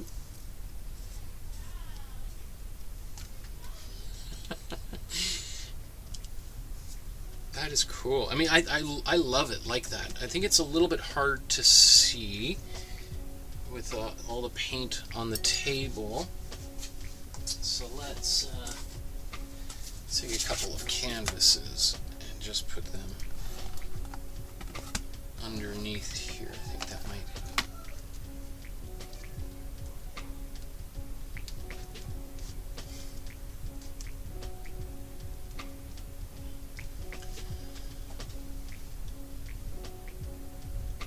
That's pretty wild.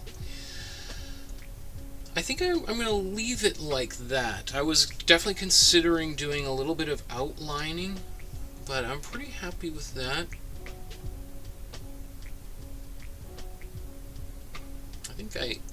Is there any touch-ups that need to be done? I mean, I definitely see areas that could be cleaned up, but for all intents and purposes,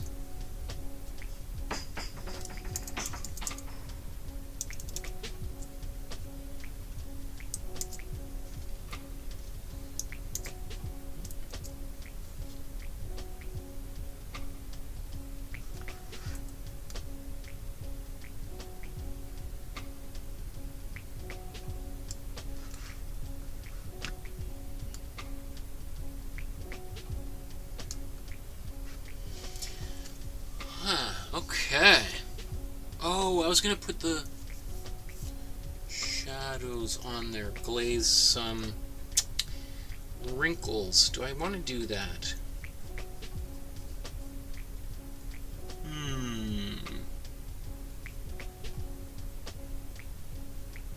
I just noticed that color is a little bit different the more I look at it. If you wanted that exact color, that's just adding a little bit of yellow on there, maybe even a little bit of green in there. If I look at the screen side by side, I see the one on the screen has that color, but I don't know, I kind of like what I have here.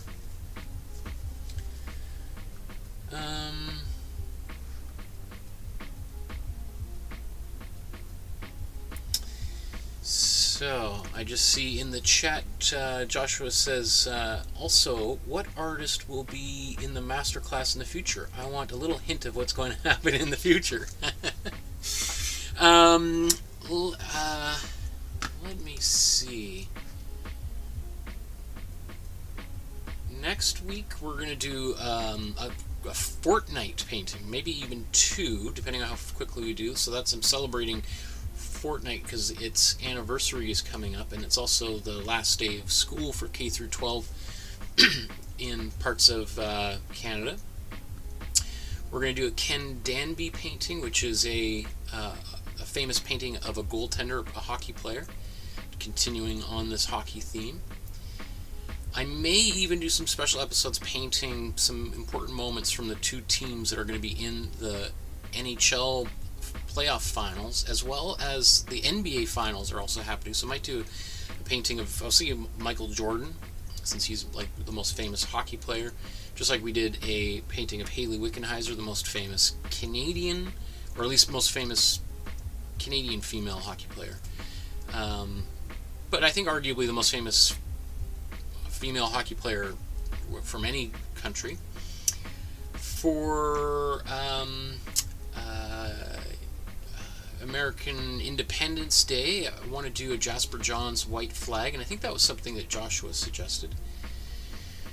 We're going to do a few Tom Thompson paintings on the anniversary of his death. There's the Calgary Stampede, so we're going to do a Charlie Russell painting and a Carl Rungus painting. Philip Guston, Attila Richard Lukács. Who else? We're going to do a bunch of Van Gogh paintings for his death. We're going to do a Spider-Man painting by Steve Dicto, Ted Harrison, Paul Kane, Matthew Wong, Elizabeth Munn, Agnes Martin. We're going to do a painting of Chris Hadfield playing guitar in the space station, Cornelius Krieghoff painting. We're going to do for National Hispanic Heritage Month, September 15th, October 15th, we got a bunch of Hispanic artists, Diego Rivera, Fernando Botero. We're doing some paintings for Brazilian independence. So lots coming down here. Oh, man, these are... I got to keep a few things to myself here, but yeah. There's some fun stuff coming up. I hope that answers your question, Joshua. And I see. I don't know if I want to be a spoiler alert, but if you're here all the way to the very, very end, Joshua says it's official. The Montreal Canadiens are going to the finals. Wow, look at that. So I don't want to take all the credit for it, but I do think our painting today probably played some role in the outcome of the hockey game today. So, just kidding, obviously. But, that's super cool. We made this painting on this important holiday that is, again, not only celebrated by people in Quebec and French people across Canada, but there's many, many people across the world who celebrate Saint-Jean-Baptiste Day, or Saint John the Baptist Day. So, but I think this is, of all the images related to that holiday, Quebec certainly takes the cake here. That is a pretty wild, painting. You can order this flag, by the way, if you want to buy the actual flag and hang it. You can buy it online if you just take a quick look. Anyway, I've been talking and painting for when did I start? 4 hours now. So I think it's time for me to say goodbye. Thank you, everyone, for joining me today and painting along with me. If you liked today's episode, please like and subscribe. The links are down below. Well, that's not a link. There's a button. If you want to leave a small or large donation, there's a PayPal link as well that you can click on, and you can send a small donation or a large donation, whatever size. Everything is accepted with great appreciation, and that's what here's this new microphone that will be in use starting next week. So I'm super excited. New microphone, The audio should hopefully improve, considering how much these things cost. Anyway, thank you so much, everyone. Happy Saint-Jean-Baptiste Day. Congratulations to the Montreal Canadiens on their victory, and it looks like we'll probably be doing a Montreal Canadiens painting in the next few weeks. Okay, everybody, enjoy the rest of your evening, and we will see you guys all very, very soon. Don't party too hard, everybody. Stay safe out there.